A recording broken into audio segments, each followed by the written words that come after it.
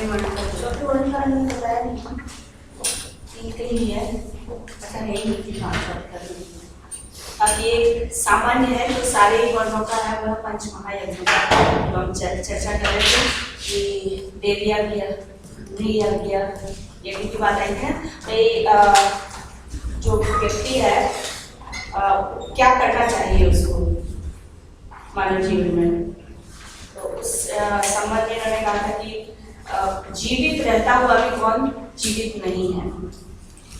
अपने आप में बड़ी पहली है कि भाई जीवित तो है फिर भी जीवित नहीं है, तो जो ये लोक हित के कार्य नहीं करता है, ये जो पांचों यज्ञ की बात की जाती है उसको यदि एक शब्द में कहें तो उसको लोक संग्रह कहते हैं कि गृहस्थ पर सब निर्भर करते हैं और गृहस्थ की क्या दिनचर्या हो, यदि वो इन कार्यों को नहीं करता है, वह प्रतिदिन अपने भोजन में से अपने आहार में से कुछ चीज निकाल कर प्राणियों के लिए नहीं देता, दूसरों के लिए नहीं देता, स्वाध्याय नहीं करता, ब्रह्म यज्ञ की जो बात आई है वो है स्टडी भी डेली करनी है, तो इसको पंच महायज्ञ कहते हैं। और पंच महायज्ञ का मतलब होता है जो डे टू डे हर दिन करना है, ऐसा नहीं कि कभी करें कभी नहीं। तो उसमें उन्होंने ब्रह्म यज्ञ को भी रखा है। ब्रह्म यज्ञ का मतलब होता है अध्ययन, स्वाध्याय भी उस व्यक्ति को करना चाहिए। और बाकी देव यज्ञ अतिथियों के लिए, देवताओं के निमित्त, जो हमारी प्राकृतिक शक्तियां हैं उनके निमित्त, पितरों का स्मरण करना, क्योंकि पितरों के द्वारा हमारा ये जीवन है, हमारे जो पूर्वज हैं उनके प्रति एक आस्था का प्रकाशन। क्योंकि जब हम श्राद्ध की बात करते हैं या पितरों की बात करते हैं तो स्वाभाविक है श्राद्ध श्रद्धा से जुड़ा हुआ होता है, तो श्रद्धा भाव से स्मरण करना, उनकी एक परंपरा जो है उसको अपने जीवन में उतारने का संकल्प लेना, उससे जुड़ा हुआ है ये भाव। इसलिए जो ये सब करता है, नहीं करता है तो उच्छ्वसन, सांस तो ले रहा है लेकिन जीवित नहीं है। ये प्रकरण हम लोग का हो गया था। इसके बाद कुछ और प्रश्न है, जटिल प्रश्न है जो हमारे आचार से जुड़े हुए हैं, सदाचार से, शिष्टाचार से जुड़े हुए हैं। किसको सबसे ऊंचा माना जाए, किसको सबसे बड़ा माना जाए, तो वो है कि किंचित गुरुतरम भूमि, भूमि से भी गुरुतर भारी कौन है। अब भारी का मतलब ये नहीं कि वजन जो है तराजू में रख के जिसका तौला जाए, गुरुतर गरिमा, गौरव किसका है। तो किंचित गुरुतरम भूमि, भूमि से भारी कौन है। और किंचित उच्चतरम च खात, खात ख आकाश, आकाश से भी ऊंचा कौन है, महान कौन है, किसको हम जीवन में महानता में सबसे ऊंचा स्थान में, ये है। किंचित शीघ्रतरम वायु, वायु से भी शीघ्र कौन गमन करता है, हवा से भी तेज कौन चलता है, हवा से भी तेज गति किसकी है। और किंचित बहुतरम तृणात्, और तृण माने घास, तिनके से भी ज्यादा बहुतर यानी अधिक संख्या में, बहुलता, व्यापकता में या शीघ्र फैल जाने में कौन है। कौन तिनके के समान, तिनका उगाया नहीं जाता है, अपने आप उग जाता है, उसको कोई प्रयास नहीं किया जाता कि पानी दिया जाए तब वो उगे। तो तिनके से भी ज्यादा शीघ्र व्यापक होने वाला या फैल जाने वाला वो कौन सा एलिमेंट है, कौन सा तत्व है। उत्तर है कि वजन, भार किसका सबसे ज्यादा है, माता। शिशु को जन्म देना, जन्म देने के बाद उसकी परवरिश करना, ये जितना गुरुतर कार्य है उसको बिना किसी इच्छा के, बिना किसी स्वार्थ के माता ही करती है। इसलिए माता की गरिमा, माता का गौरव कोई नहीं और दूसरे का नहीं हो सकता। तो माता गुरुतरा भूमि, माँ भूमि से भी ज्यादा गुरुतर है, गौरवमयी है। खात पितोच्चतरस तथा, और पिता आकाश से भी ऊंचा है। क्यों है, सोचा जाए तो क्यों है पिता, स्वाभाविक है, अपने जो इच्छाएं हैं उनको भी दबाकर वो अपनी संतान की इच्छा पूरी करता है। माँ तो अपनी भावनाओं की अभिव्यक्ति कर देती है, पिता अपनी जो कोमल भावनाएं शिशु के प्रति, बालक के प्रति होती हैं नहीं व्यक्त करता है, उसे अपनी कठोरता रखनी पड़ती है, क्योंकि कठोरता के बिना जीवन निर्माण नहीं हो सकता। तो कभी कभी प्रायः ऐसा भ्रम हो कि शायद पिता हमें प्रेम नहीं करता, मारता भी है, लेकिन उसमें भी उसकी एक भावना होती है। तो महानता में पिता का स्थान दूसरा कोई नहीं ले सकता। तो इसलिए पिता उच्चतरः, आकाश से भी ऊंचा। सामान्यतः यहाँ से हम देखें तो हमें सबसे ऊपर क्या दिखाई देता है? सबसे ऊंचा आकाश दिखाई देता है, लेकिन गौरव में, गरिमा में, महानता में इससे भी कोई बड़ा है तो वो है मनः शीघ्रतरं वायु, वातात् हवा, हवा से भी तेज मन की गति है।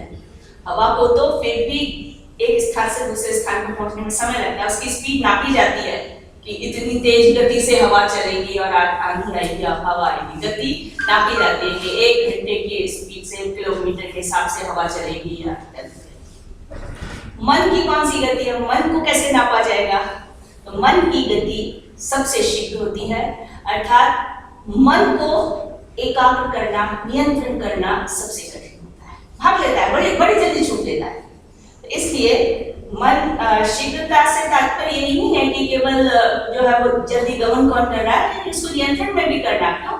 मन इतना सूक्ष्म है, गतिशील है कि उसको एक जगह पकड़ के रखना बड़ा कठिन होता है। इसलिए मनः शीघ्रतरं वातात् और चिंता बहुतरीतृणात्, तिनके से भी ज्यादा शीघ्रता से फैलने वाली तो वो है चिंता। चिंता, विचार में फिर भी समय लगता है ऐसा। चिंता तो न चाहते हुए भी व्यक्ति के व्यक्तित्व पर इतनी जल्दी प्रभाव फैल जाती है, प्रभावित कर लेती है उसको और उसके कार्यों को बाधित करती है। जो करना चाहता है वो नहीं कर पाता है। तो चिंता में और विचार में अंतर है। चिंता में और विचार में अंतर है। चिंता कहीं ना कहीं स्वार्थ से जुड़ी हुई होती है, मोह से जुड़ी हुई होती है। चिंता में नकारात्मक पक्ष होता है और जो हानिकर है। हिंदी में कहावत है, चिंता जार शरीर को बिन दावा लग जाए। बिना अग्नि के शरीर को जलाने वाला जो तत्व है वो चिंता है। चिंता यदि व्यक्ति में लग जाए फिर व्यक्ति का कल्याण नहीं होता है। चिंता बहुत शीघ्रता से फैल जाती है, बिना प्रयास के फैल जाती है, जैसे तिनका होता है, घास होती है। तो इसलिए गरिमा में माता, महानता में पिता, गति में मन और व्यापकता में चिंता, ये अपने अपने क्षेत्र में। इसको अगले वाले को बोलते हैं। है तो अच्छा, कहीं ना कहीं कुछ छोड़ने पड़ेंगे। किंचित् प्रवसतो मित्रम, किंचित् मित्रम विहेसतः, आतुरस्य च किं मित्रम, किंचित् मित्रम मरिष्यतः। मित्रता की बात की जाती है। मित्र बनाना चाहिए, मित्र सोच समझ के बनाना चाहिए। तो मित्र कौन है?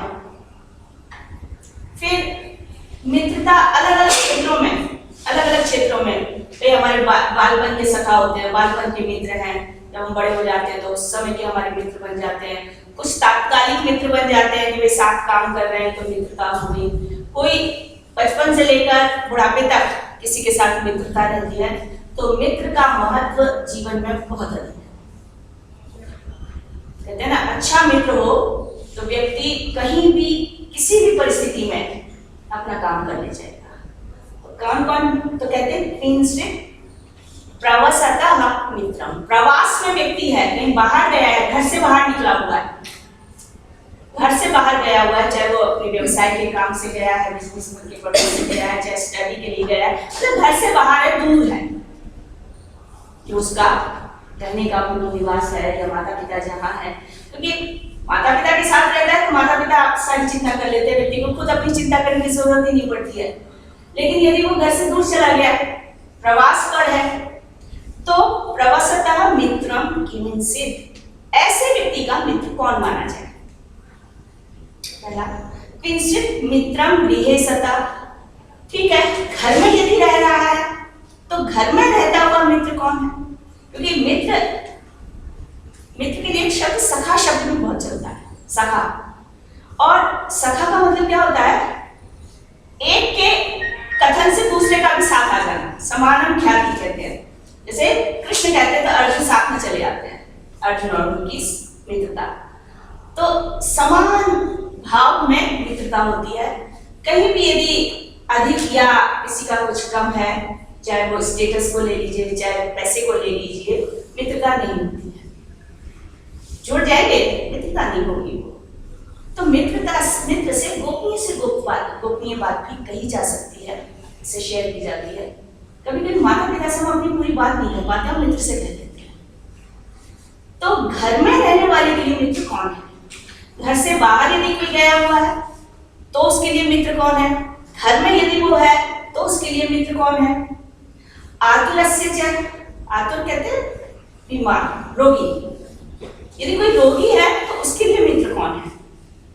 तो जरूरी नहीं है कि जो हमारे बाहर गया हुआ मित्र है वो हमारी रोग में भी हमारे को देख सके, हमारी बीमारी का चिकित्सा कर सके, तो ऐसा नहीं हो सकता। तो रोगी के लिए मित्र कौन है? अब कौन है मित्र? मनुष्यता, जो मरणोन्मुख हो रहा है, मरणासन है, अभी कुछ समय में ही उसकी मृत्यु होने वाली है, डेथ हो जाएगी, लगभग मरने के कगार पर। ऐसे मरणासन व्यक्ति का मित्र कौन है? कहते हैं ना, अंत समय में सब साथ छोड़ जाते हैं, तो जो उस समय भी साथ दे वो कौन है? तो प्रवास में गए हुए व्यक्ति के लिए, घर में रहने वाले व्यक्ति के लिए, रोगी व्यक्ति के लिए और मरणासन्न व्यक्ति के लिए मित्र कौन होता है? उत्तर में युधिष्ठिर कहते हैं, विद्या प्रवसतो मित्रम। विद्या सबसे बड़ा मित्र है। ज्ञानार्जन जो किया है वो व्यक्ति का सबसे बड़ा मित्र है। क्यों?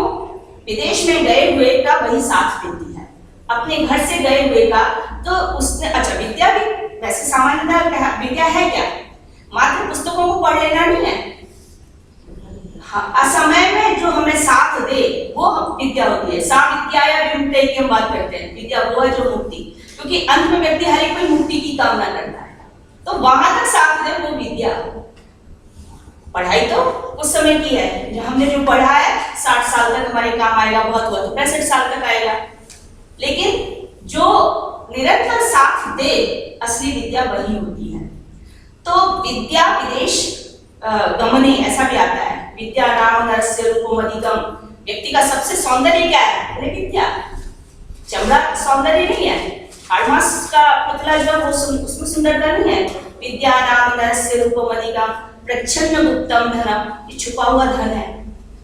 छुपा हुआ धन से तात्पर्य क्या हुआ?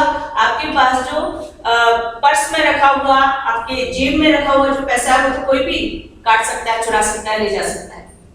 विद्या यदि आपके पास है तो विदेश में जाकर कहीं पर भी आप हैं, अपनी विद्या के बल पर अर्थोपार्जन कर सकते हैं। तो विद्या नाम नरस्य रूपमधिकम प्रच्छन्न गुप्तम धनम। विद्या भोग करी, भोग चाहिए तो भी विद्या साथ देती है, यश चाहिए तो भी विद्या।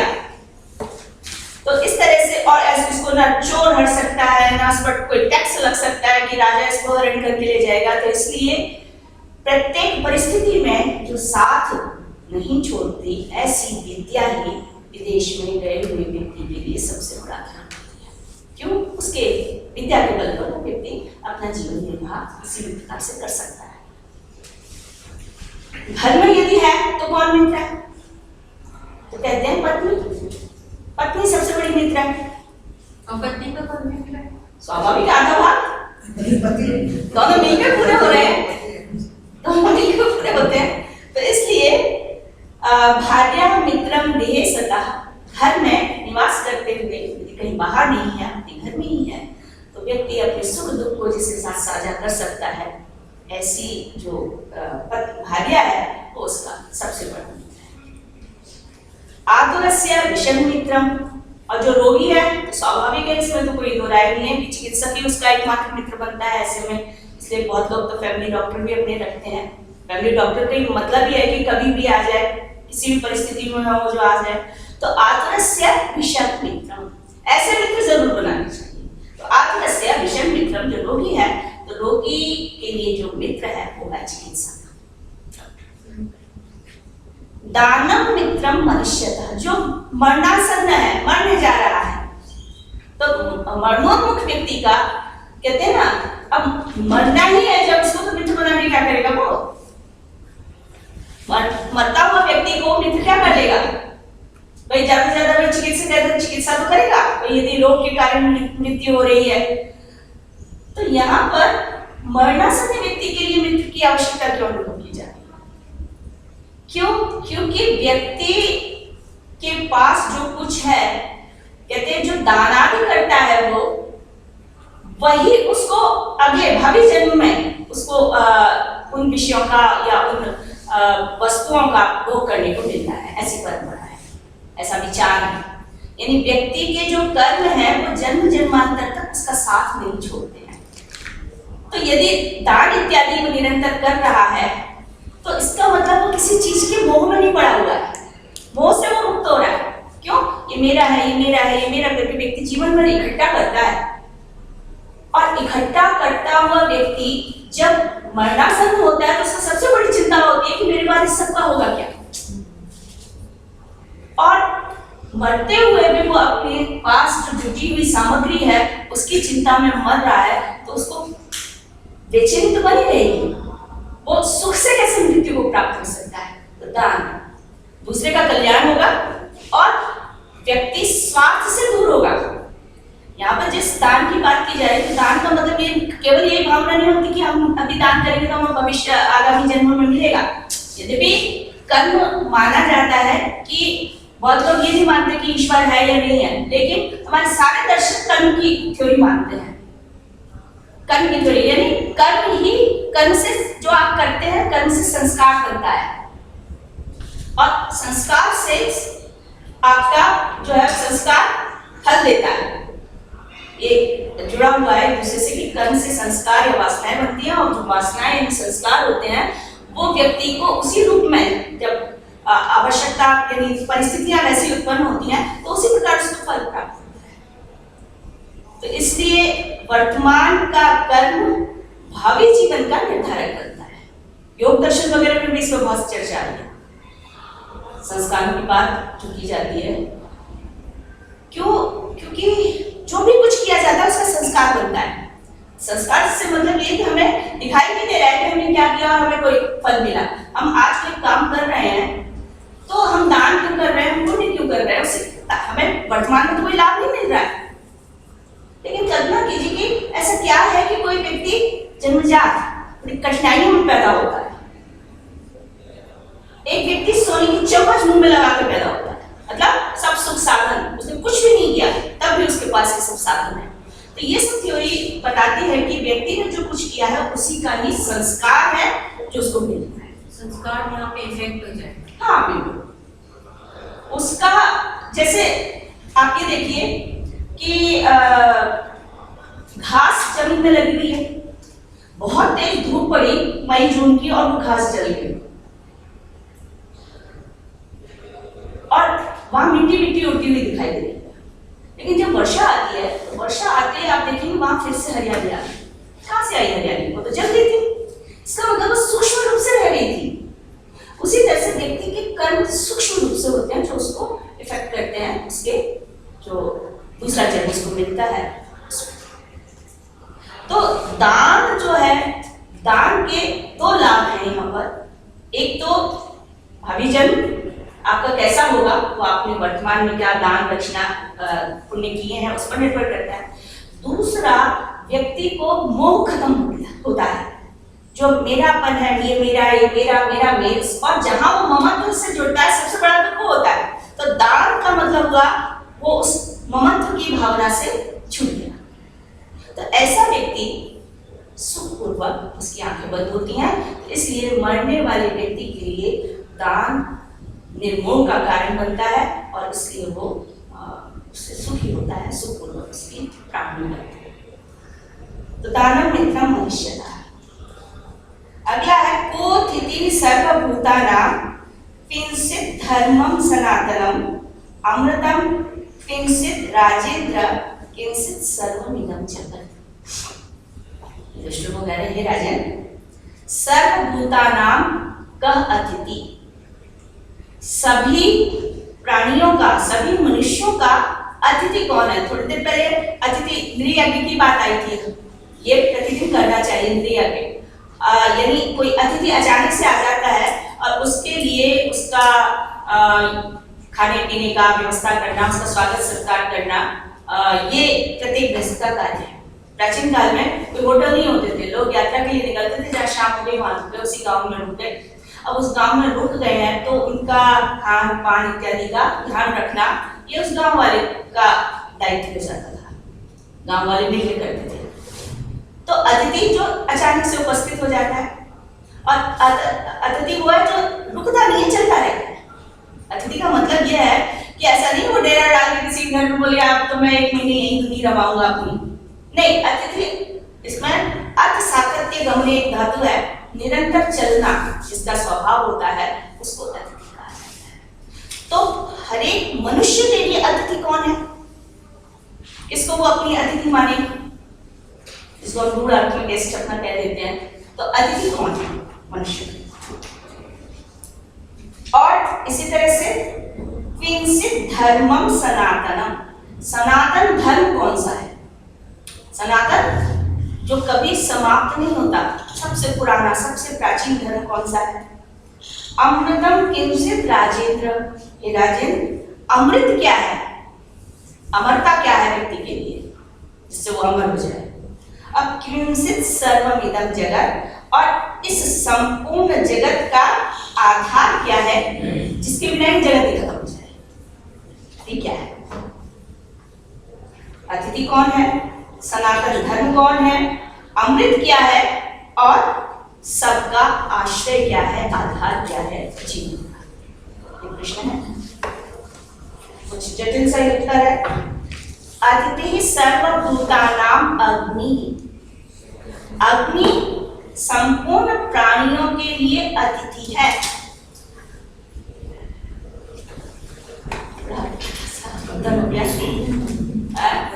अग्नि आग, अग्नि सर्वभूतानाम अतिथि। देखिए रूढ़ अर्थ में का अतिथि हमारा मेहमान है ना, लेकिन अतिथि का यदि हम निर्वचन देखें बना कैसे है शब्द, तो मैंने अभी आपको कहा था जो निरंतर गतिशील रहता है, निरंतर चलता रहता है। प्राचीन काल की जो परंपरा थी कि व्यक्ति का जब विवाह होता था तो विवाह अग्नि में संपन्न होता था, अग्नि में प्रज्वलित की जाती थी, और उसके साथ ही वो अग्नि उसको जीवन भर एक गृहस्थ को प्रज्वलित रखनी पड़ती थी, बुझती नहीं थी, उसका उसमें अंतिम संस्कार भी उसका उसमें किया जाता था। तो निरंतर गतिशीलता अग्नि के कई प्रकार, यानी इसका तात्पर्य यह है कि व्यक्ति के पास यदि अग्नि है तो वो यज्ञ करेगा, अग्निहोत्र इत्यादि करेगा, और यदि वह अग्नि यज्ञ इत्यादि कर रहा है तो इसका मतलब वो परोपकार के लिए काम कर रहा है। यज्ञ सबसे बड़ा माध्यम था परोपकार का, लोक संग्रह का, इससे बड़ा कोई और उपकार काम होता ही नहीं था। तो व्यक्ति के द्वारा जो अग्नियां प्रज्वलित की जाती थी उसका निरंतर बने रहने का तात्पर्य यह है कि वो व्यक्ति निरंतर लोकहित के कार्य करता है। यह जो पूजा संगतिकरण दानेशु, ये पिछली कक्षा में हम यज्ञ के सामान्य अर्थ हमने देखे थे, तो उसमें दान इत्यादि क्रिया, पूजन इत्यादि क्रिया, पूजन आहुतियां तो दी जा रही हैं, लेकिन उन आहुतियों के भावना जो है वो परोपकार की। इसलिए बड़े बड़े यज्ञ होते थे जिसमें राजा जैसे कर रहा है, सर्वजित यज्ञ किया उसने, तो उसने सब कुछ अपना दान कर दिया, अपने पास एक फूटा कटौता रख दिया, क्यों, सब कुछ उसने दान कर दिया। कौत्स नाम के एक ऋषि हुए हैं, उन्होंने अपने गुरु से विद्या अध्ययन किया और दरिद्र थे। तो प्राचीन समय में परंपरा थी कि जब वो गुरु के पास अध्ययन करने के लिए जाते थे तो उनको ऐसा नहीं था कि फीस देनी पड़ती थी गुरु को, और तब तो वो अध्ययन करते थे। अध्ययन तो गुरुकुल में रहते हुए, गुरुगृह में करते हुए निरंतर अध्ययन करते थे, और जब उनका अध्ययन पूर्ण हो जाता था तो यथाशक्ति यथाभक्ति वो गुरु को कुछ देते थे, उसको कहा जाता था गुरु दक्षिणा। गुरु दक्षिणा देने की परंपरा थी। तो गुरु कौत्स ने जब गुरु से प्राप्त विद्या अध्ययन किया और वहां से निकलने लगे तो उन्होंने गुरु से पूछा कि मैं भी कुछ गुरु दक्षिणा देना चाहता हूँ। गुरु को पता था कि आर्थिक स्थिति इसकी ऐसी नहीं है कि कुछ देगा, क्योंकि राजपुत्र भी जाते थे गुरुकुल में अध्ययन करने, तो वो अपनी क्षमता के अनुसार देते थे। तो गुरु ने बहुत मना किया, लेकिन जब कौत्स नहीं माने और बार बार आग्रह करते रहे तो उन्होंने कह दिया आचार्य ने कि परंतु नाम के थे गुरु, तो उन्होंने कहा कि ठीक है तुमने मुझसे 14 विद्याएं पढ़ी है तो 14,000 मुद्राएं मुझे दे दो। 14,000 मुद्राएं, एक विद्या 1,000। अब कहाँ से लाए बेचारे कॉट्स? तो उन्होंने कहा कि यहाँ से जो स्नातक निकल के जाते हैं उनका सारा जो दायित्व है वो सरकार के ऊपर होता है। कोई स्नातक निकल के जा रहा है तो उसका जो योग क्षेम पूरा उसका जीवन निर्वाह है कैसे होगा, राजा को देखना पड़ता था। स्नातक की बहुत ज्यादा वैल्यू थी उस समय। तो स्नातक होकर जब वो निकले तो उन्होंने कहा ठीक है मैं राजा के पास चला जाता हूँ, राजा से मांग लेता हूँ कि भाई 14,000 मुद्राएं राजा के लिए देना कौन सी बड़ी बात है। तो उसमें रघु का शासन था, रघुवंश से चला, तो रघु दिलीप के पुत्र थे, रघु शासन कर रहे थे। और जब वो रघु के पास पहुंचे तो उनकी हिम्मत ही नहीं हुई उनसे कुछ मांगने। क्यों? उनके पास एक लकड़ी का एक कठौता मात्र रह गया था, बाकी सब कुछ वो दान कर चुके थे। तो राजा ने पूछा, रघु ने पूछा भाई कैसे आए? तो सब कुछ में बताया नहीं, ज्यादा आग्रह किया तो बताया कि भाई मैं दक्षिणा मुझे देनी थी 14,000 है। तो उन्होंने रघु ने कुछ नहीं कहा क्योंकि स्वाभाविक है उनको उस समय देने के लिए एक मुद्रा भी नहीं थी उनके पास। उन्होंने कहा तुम रात भर विश्राम करो, मैं कुछ व्यवस्था करता। तो रात भर उन्होंने उनको अपनी यज्ञशाला में ठहराया और फिर ये योजना बनाई कि भाई प्रजा से तो मैं नहीं ले सकता, वो सब तो मैंने ही दान किया है, तो धन का जो स्वामी है, देवता है, उसी पर अटैक करना चाहिए। तो उन्होंने कुबेर पर युद्ध करने की प्लानिंग की कि कुबेर पर युद्ध किया जाए, उससे लड़ा जाए या उससे याचना की जाए, वो देंगे। तो रात उनकी योजना बन गई थी लेकिन अभी उसको उन्होंने पूरा किया नहीं था। कुबेर को पता चल गया, रात की रात में उसने सारी उनका पूरा जो भंडार था भर दिया। अब कुबेर ने जो भंडार भर दिया रघु का, कालिदास ने ऐसा वर्णन आया है, ऐसा वर्णन किया है, उन्होंने तो पूरा उसका भंडार भर दिया और उधर उन्होंने कक्ष को बुलाया कि बोले ये तुम्हारे लिए तुम ले जाओ। मैं इतना सारा लेके क्या करूँगा, मुझे 14,000 चाहिए। वो 14,000 से एक ज्यादा लेने को तैयार नहीं थे और रघु उसको अपने पास रखने के लिए तैयार नहीं थे। बोले तो तुम्हारी निमित्त से आया है तो तुम्हें ले जाना पड़ेगा। तो इस तरह के उस समय शिष्य हुआ करते थे। तो यहाँ पर जो भाव है कॉट्स का, तो दक्षिणा उसने ली, दक्षिणा उसने अपने गुरु के लिए देना चाह रहा है। तो को अतिथि सर्वभूता नाम की जब हम बात करते हैं तो निरंतर कहाँ से शुरू हुई थी बात? अग्नि से हुई थी। तो अग्नि यानी अहवन का, यज्ञ का एक प्रतिरूप है और उसमें लोकहित के काम होते हैं, परोपकार के लिए काम होते हैं। तो ये निरंतर चलने चाहिए, इनकी निरंतर गति बनी रहनी चाहिए, इसलिए अग्नि को अग्नि कहा। फिर धर्मम सनातन, सनातन धर्म कौन सा है? सनातन प्राचीनता को कहते हैं, फिर धर्म सनातनम। वैसे तो हम कह देते हैं हिंदू धर्म सबसे सनातन, ऐसे बोला जाता है। क्या वास्तव में ये कहाँ से शुरू हुआ हिंदू धर्म? हिंदू धर्म हमारे वेदों में तो शब्द मिलता ही नहीं है। इसका मतलब हम वैदिक धर्म की जिसकी बात करते हैं वो वैदिक धर्म हमारा सबसे प्राचीन धर्म हो गया। तो वैदिक धर्म है क्या? धर्म का मतलब केवल ऐसा नहीं कि किसी मंदिर में गए और आपने घंटी बजाई, दीपक जलाया, पूजा पाठ किया। ये तो बहुत स्थूल रूप हो गया है। जब लोगों को उस वाले धर्म का अर्थ पता नहीं चला तो इस प्रकार के धर्म को ये ज्यादा आसान लगा। वहां हमारी सारी प्राकृतिक शक्तियां हैं। तो धर्म क्या करता है? उनके प्रति आस्था। धर्म एक आस्था का माध्यम है। सामान्य रूप से धर्म शब्द इतना ब्रॉड है संस्कृत का कि जैसे हम कहते हैं पृथ्वी का धर्म क्या है? पानी, जल का धर्म क्या है? अग्नि का धर्म क्या है?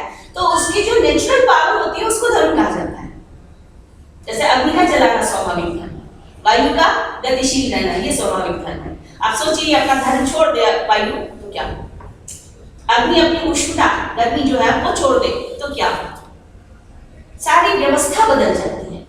तो व्यवस्था को चलाने वाला जो एक एलिमेंट होता है उसको कहा जाता है धर्म। तो सबसे पुराना धर्म क्या है? तो कहते हैं सनातन धर्म, जो सनातन अमृता अविनाशी, जो कभी न समाप्त हुआ है न समाप्त होगा, ऐसा अविनाशी जो धर्म है उसी धर्म को सनातन धर्म कह सकते हैं। बड़ी बात कह दी अमृतम कि ये कभी मरता नहीं है। सनातन अमृत धर्म, ये अमृत और सनातन है। तो अमृत से तात्पर्य क्या है? कोई नष्ट नहीं हो रहा है जिसका, बाकी सब कुछ मरणशील है। तो ऐसे कौन से एलिमेंट हैं जो कभी नहीं मरते? हिंदू है, पैदा हुआ मर जाएगा, एक समय पैदा हो, जो भी चीज पैदा हो रही है वो मर रही है, मरेगी। जन्म लेना ही मृत्यु का दूसरा सिक्का, दूसरा पहलू है। तो अमृत जिसको हम कह रहे हैं जो कभी ना मरे, तो ऐसी कुछ वैल्यूज हैं हमारे, कुछ गुण हैं, उनको हम धर्म कह देते हैं। एष धर्म, अलग अलग स्थानों पर अलग अलग वर्चुअस के लिए एष धर्म सनातन, जो महाभारत में अनुशासन पर्व इत्यादि में अलग अलग तत्वों के लिए, कभी सत्य को धर्म कह रहे हैं एष धर्म सनातन, कभी अहिंसा को कह रहे हैं एष धर्म सनातन। एक जगह बड़ा अच्छा श्लोक मिला मुझे, कहते सामान्यतः क्या होता है कि किसी की किसी से शत्रुता हो जाती है, तो कहते हैं कोई भी वैर से शांत नहीं होता है, नहीं वैरेण वैराणी शाम्यन्ति कदाचन, कभी भी वैर से शांत नहीं होता है। कि किसी ने हमारे प्रति शत्रुता की, तो हम शत्रुता के द्वारा ही उस शत्रुता को समाप्त करें, वो तो और भड़केगी उससे, तो इसको नियंत्रण करना पड़ता है। तो कहते हैं शांत्या सहनशीलता, शांत्या वैराणी शाम्यन्ति, शांति से, सहिष्णुता से, इंटॉलरेंस की बात करते हैं, मतलब इंटॉलरेंस हो गया है, क्या है? वैर से वैर शांत नहीं होता, सहिष्णुता से, किसी से यदि कुछ अपराध हो गया है, पहले तो उसको सहन करना और सहन करके उसको क्षमादान भी करना, तो उससे शांत्या वैराणी शाम्यन्ति, जो वैर है, शत्रुताएं हैं, वो सहिष्णुता से, सहनशीलता से समाप्त होती है। फिर कहते हैं एष धर्म सनातन, यही सनातन धर्म है। तो इसी तरह से ये तो एक की बात कर दी कि वैर से शांत नहीं होता, सहनशीलता, तो सहिष्णुता को यहाँ पर इन्होंने सनातन धर्म कह दिया। फिर कहते हैं सत्यम ब्रूयात, प्रियम ब्रूयात, मां ब्रूयात सत्यम अप्रियम, प्रियम च नामृतम ब्रूयात, एष धर्म सनातनम। सत्य बोलो, सत्यम ब्रूयात, लेकिन सत्य तो कड़वा भी होता है, कड़वा सत्य बोलना चाहिए। कहते हैं मां ब्रूयात सत्यम अप्रियम, कड़वा सत्य नहीं बोलना चाहिए। अंधे को अंधा मत कहना, अंदर कोई व्यक्ति नेत्रहीन है और वो अंधे किधर जा रहा है, तो आपने सत्य तो बोला लेकिन कड़वा सत्य हो गया। इस प्रकार के कटु सत्य से, किसी को चुभने वाले सत्य से भी परहेज होना चाहिए। सत्यम ब्रूयात, प्रियम ब्रूयात, सत्य बोलो, प्रिय बोलो, लेकिन प्रिय बोलने के चक्कर में सत्य अप्रिय सत्य मत बोलो। मां ब्रूयात सत्यम अप्रियम, ऐसा सत्य भी मत बोलो जो बहुत कड़वा लगे, बहुत कड़वा बोले मुझे तो सत्य बोलने की आदत है, अच्छा लगे या बुरा। व्यक्ति की भावनाओं का ध्यान उसमें अवश्य रहना चाहिए कि ऐसा भी सत्य ना हो तो व्यक्ति को चुप जाए, कष्टकारी। तो क्या करें? झूठ अच्छा लगे इसलिए झूठ बोल रहे हैं। कहते हैं प्रियम च नामृतम ब्रूयात, अनृत माने झूठा, झूठ हो ऐसा प्रिय भी मत बोलो। एष धर्म सनातन, ये हमारा सनातन धर्म। तो वर्चुअस की जहां बात की जाती है, और वो वर्चुअस ऐसी हैं, सद्गुण ऐसे हैं जो हमेशा रहेंगे, हमेशा उनकी आवश्यकता अनुभव की जाती है। तो मनु ने भी गिनाए हैं, बोले अहिंसा, सत्य, अहिंसा का पालन करना। कौन नहीं चाहता है? कौन चाहता है हमारे प्रति हिंसा हो? आजकल बहुत हुई कुछ समय पहले, लेकिन कौन जिन दो वर्गों ने ये किया, उनसे पूछो कि कौन चाहता है कि हिंसा हो उनके प्रति। तो स्वाभाविक है जो हम अपने प्रति नहीं चाहते उसको हम दूसरे के प्रति भी ना करें। एष धर्म सनातन, ये धर्म सनातन। तो अहिंसा, सत्य, कौन नहीं चाहता सत्य? हाँ, हम परहेज कर जाते हैं लेकिन दूसरे से अपेक्षा करते हैं कि ये तो सत्य का पालन करें। तो ऐसा नहीं। सबसे बड़ा जो धर्म का मानदंड, तराजू, धर्मशास्त्रकारों ने, महाभारत इत्यादि का जो ग्रंथ है उन्होंने बताया है कि ऐसा कोई भी आचरण ना हो आत्मनः प्रतिकूलानि, जो खुद को अच्छा ना लगे, अपने प्रतिकूल हो और हम उसको दूसरे के लिए कर। आत्मनः प्रतिकूलानि परेशान न समाज। तो उसको हमें दूसरे के विषय में भी नहीं करना चाहिए। तो अहिंसा है, सत्य है, अस्तेय है, किसी की वस्तु का हरण ना करना बलपूर्वक, जबरदस्ती ले ली, ठीक है तो मेरी होगी आज से। तो अहिंसा, सत्य, अस्तेय, ब्रह्मचर्य, संयम तक हो, अपरिग्रह, जितनी आवश्यकता हो उतना ही संग्रह किया जाए, क्योंकि आवश्यकता से अधिक हम लोग कभी कभी अपने घरों में सोचें कि ऐसा कितना इकट्ठा कबाड़ हो जाता है जिसका सालों साल उपयोग ही नहीं होता है, लेकिन शायद कभी काम में आएगा, शायद कभी काम में आएगा। अब हो सकता है कि हमने उसको निकाल दिया तो दूसरे के वो चाहता आज ही काम में आ जाए, हमारे लिए तो सदियों का। तो कभी एक लिस्ट बनाई जाए दिवाली के आसपास ही, आप सोचिए कि ये सामग्री हमारे पास घर में है, ये हमने कब से इसको यूज ही नहीं किया है, लेकिन यूज होगी करके व्यक्ति इसको रखा रहता है। तो अपरिग्रह कहते हैं आवश्यकता से अधिक वस्तु का संग्रह न करना, ये सनातन धर्म है। अपरिग्रह मतलब कम से कम अपने में निर्वाह हो जाए, ताकि जो संसाधन है वो दूसरों के भी उपयोग में आ सके। धी, विवेक, बुद्धि जिसको कहें, स्वाभाविक, क्या सत्य है, क्या असत्य है, क्या पुण्य है, क्या पाप है, क्या उचित है, क्या अनुचित है, इसका जो विवेक कर सके, तो वो भी अपने आप में व्यक्ति का व्यक्तित्व निर्धारित करता है। विद्या अर्जित होती है, ज्ञानार्जन। अक्रोध, क्रोध ना करना।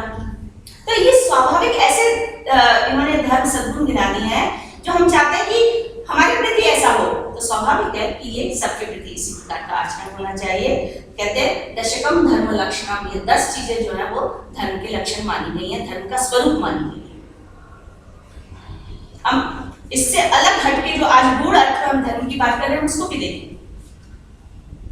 कि भाई तुलसी पर पानी चढ़ाओ, बरगद पर पानी चढ़ाओ, सूरज को पानी चढ़ाओ।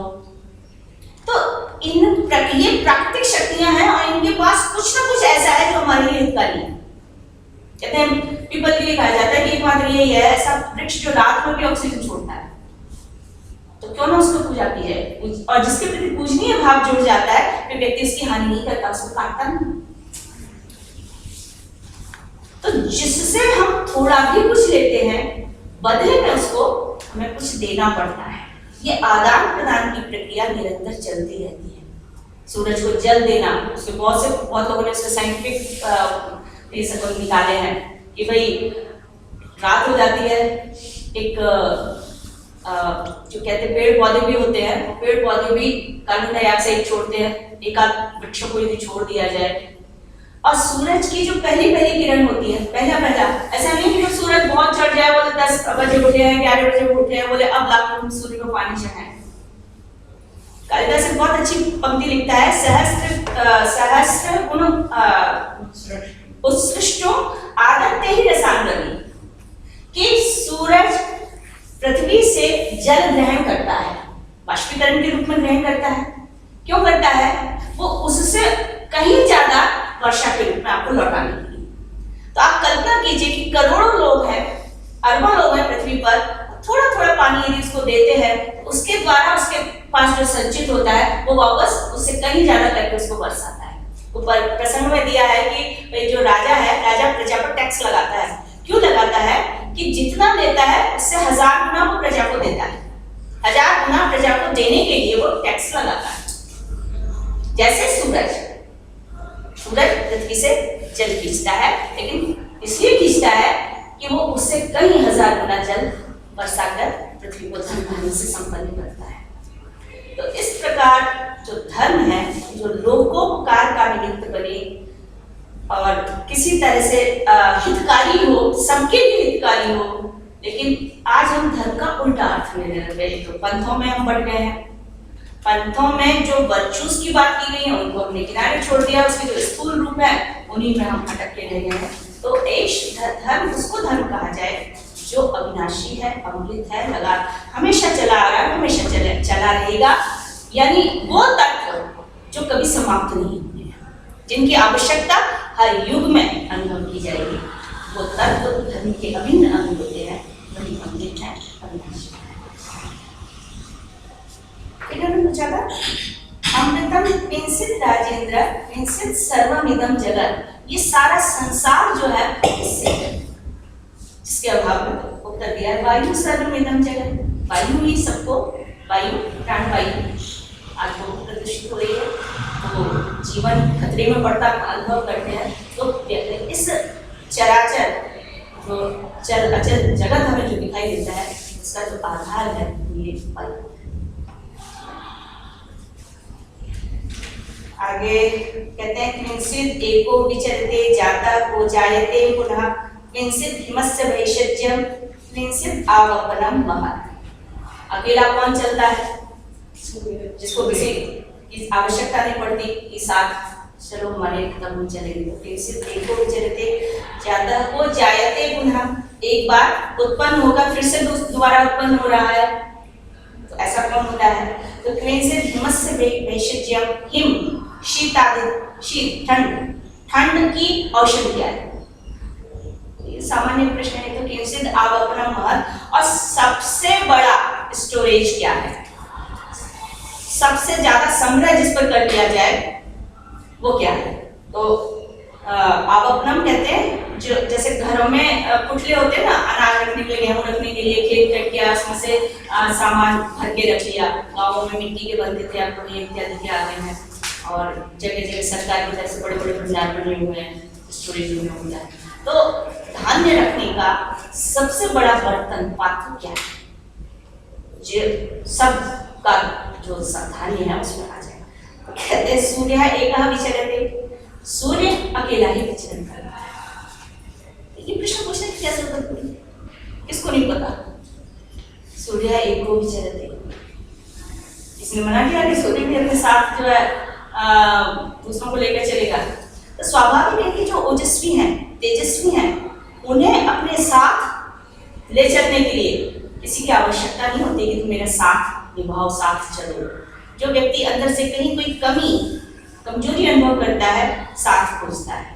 सूरज को साथ खोजने की, तेजस्वी को, ओजस्वी को साथ खोजने की आवश्यकता नहीं होती। तो सूर्य एकः विचरते। चंद्रमा जायते पुनः, चंद्रमा उत्पन्न होकर फिर उत्पन्न होता है, उसकी कलाएं हर दिन क्षीण हो जाती है। पूर्णिमा को गोल होता है, धीरे धीरे धीरे कम होता जाता है, खत्म हो जाता है, लेकिन फिर उत्पन्न हो जाता है। तो कला जो है वो जीवन की प्रतीक है। तो यदि व्यक्ति जिजीविषा से युक्त है, उसमें कुछ करने की इच्छा है, लालसा है, तो उसका हर दिन नया जन्म। कुछ यदि करना चाहता है, जीवन में कुछ करने के लिए नहीं बचा है, तो व्यक्ति को अपना जीवन बोझ लग जाता है। तो इसलिए चंद्रमा की जो कलाएं हैं वो हर दिन बढ़ती हैं, क्षीण होती हैं लेकिन फिर बढ़ जाती हैं। तो जीवन में उत्थान पतन होता रहता है। आज कोई भरा पूरा है तो हो सकता है कि कल उसको कोई विपत्ति आ जाए, विपत्ति के कारण वो अपना सब कुछ खो दे, लेकिन निराश नहीं हो व्यक्ति। जिस तरह से चंद्रमा ने अपना जीवन पुनः प्राप्त किया, वैसे व्यक्ति पुनः उत्थान को प्राप्त करेगा। इसलिए उत्पन्न हुआ भी हर दिन में उत्पन्न होता है। इसमें कला का क्या रेफरेंस? जो कला वर्ड यूज होता है उसका रेफरेंस मैंने कहा चंद्रमा है क्या? चंद्रमा क्या है? उसका जो पूरा गोलाकार है, उसके आप 16 भाग कर लीजिए, तो एक भाग जो है वो एक कला है। तो एक एक दिन एक एक कला क्षीण होती है, लेकिन फिर उसी तरह से एक एक कला बढ़ जाती है उससे। इसलिए चंद्रमा को षोडश कला, 16 कला, ब्रह्म के लिए भी आती है षोडश कलाएं हैं ब्रह्म की। कृष्ण के लिए आता था षोडश कला। तो अपने आप में हमारा जो रुपया होता है उसमें कितने आने होते हैं? 16 आने होते हैं। तो ये अपने आप में पूर्णता का प्रतीक है। तो घट घट के वो फिर बढ़ जाता है। अग्नि हिमस्य भेषज्यम, जो अग्नि है वो हिम की औषध है। शीत में शीत बाधा को कम दूर करता है।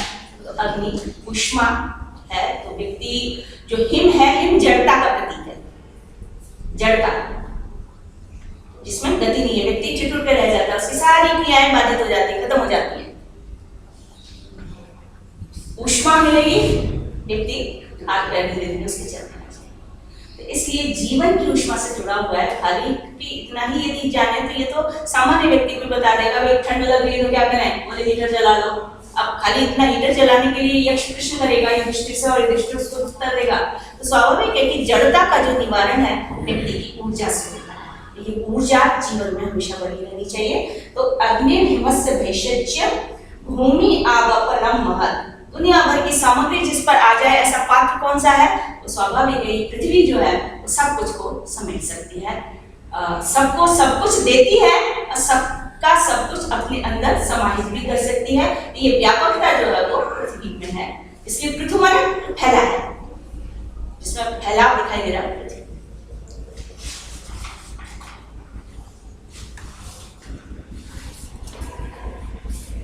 आगे किंचिद एक पदम धन्यम, किंचिद एक पदम यशः, किंचिद एक पदम स्वर्गीयम, किंचिद एक पदम सुखम। एकमात्र एक पदम यानी एकमात्र धर्म, धर्म के लिए हितकारी या धर्म से प्राप्त होने वाला। किंचिद क्या है, धर्म के, एक तो धर्म शब्द प्रयोग कर दिया, एक धर्म्य यत् प्रत्यय लगा रहे हैं, धर्म के योग्य। धर्म के योग्य क्या है या धर्म के लिए हितकारी क्या है, जिससे धर्म की बढ़ोतरी हो। तो क्या किंचिद एक पदम धर्म्यम, किंचिद एक पदम यशः। यदि पूछा जाए एक शब्द में कि यश क्या है, तो एकमात्र यश क्या है, किंचिद एक पदम स्वर्गीयम, एकमात्र स्वर्गीय, स्वर्ग और स्वर्ग के अनुरूप वो स्वर्ग। तो किंचिद एक पदम स्वर्गीयम, किंचिद एक पदम सुखम। तो स्वर्ग से तात्पर्य एक तो आनंद है, स्वर्ग का जो मतलब होता है वो सुख, परम सुख। कुछ सुख तो किसी के और को देखकर हमें अपना कम लगता है, किसी और को हमारे से देखकर अपना कम लगता है, वो सुख मतलब लौकिक सुख है जो हमें रोजमर्रा के जीवन में प्राप्त हो रहा है। स्वर्ग की, जब हम स्वर्ग के सुख की बात करते हैं तो अलौकिक सुख, क्षीण न होने वाला सुख। तो किंचिद एक पदम स्वर्गीयम, किंचिद एक पदम सुखम। देखिए स्वर्ग और सुख दोनों साथ साथ है, दोनों आनंद है, दोनों सुख है, लेकिन एक तो हमें खान पान इत्यादि से होने वाला, ऐसा इत्यादि समृद्धि से होने वाला, वो तो हमारा इस जीवन का सुख है। और इस जीवन के बाद भी, इस जीवन के बाद भी जो हमें सुख प्रदान करे, अमर सुख जो क्षीण न हो ऐसा सुख, वो क्या है? तो उत्तर देते हैं दाक्ष्यम एक पदम धर्म्यम। धर्म के अनुरूप एकमात्र जो तत्व है वो है दाक्ष्यम, दक्षिणता। दक्षिणता कहते हैं उदारता। उदारता, उदारता में क्या होता है, किसी को चाहिए ठीक है ले लो, मतलब अपना अधिकार समझकर दूसरे की भी वस्तु का हनन करके अपने पास रख लेना अनुदार का लक्षण होता है। उदारता व्यक्ति में बहुत से और सद्गुण पैदा कर देती है। सबसे बड़ा कहते हैं ना, शांति की बात आई, सहिष्णुता की बात आई। व्यक्ति उदार होगा तो ये मेरा है, ये पराया है, अयम निजा, ये मेरा है, ये पराया है, ये तो अनुदार व्यक्ति सोचते हैं। उदार चरितानंतु वसुधैव कुटुम्बकम। उदार चरित्र वालों के लिए तो संपूर्ण परिवार, संपूर्ण वसुधा, संपूर्ण पृथ्वी ही अपना परिवार है। इतनी उदारता, भाई मेरा बालक है, मेरे माता पिता है या मेरा घर परिवार है, ये सोचकर तो उनके लिए हर एक कोई करता है। लेकिन अपने पड़ोस के लिए उसको भी अपना परिवार मानो, अपने मोहल्ले को, उसके प्रति भी आपका उतना ही सद्भाव हो, अपने नगर के लिए उतना सद्भाव हो, उत्तरोत्तर बढ़ता जाएगा। तो उदार चरितानंतु वसुधैव कुटुम्बकम, जो उदार चरित्र वाले होते हैं उनके लिए तो पूरी वसुधा, पूरी पृथ्वी ही अपना परिवार हो जाती है। हम ग्लोबलाइजेशन की बात करते हैं, भूमंडलीकरण, क्या एक विलेज हो गया है, लेकिन वो विलेज कैसा विलेज हो गया है कि घर में यदि 4 कमरे हैं और एक कमरे में कोई बैठा है, दूसरे कमरे वाले को पता ही नहीं है।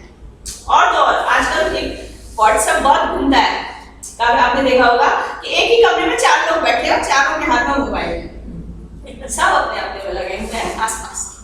तो मंडलीकरण करके हम मिलने की तो बात करते हैं कि हम एक बीएच हो गए हैं, लेकिन एक परिवार ही एक दूसरे से दूर हो चुका है। ऐसी भी हमारी व्यवस्था आ गई है।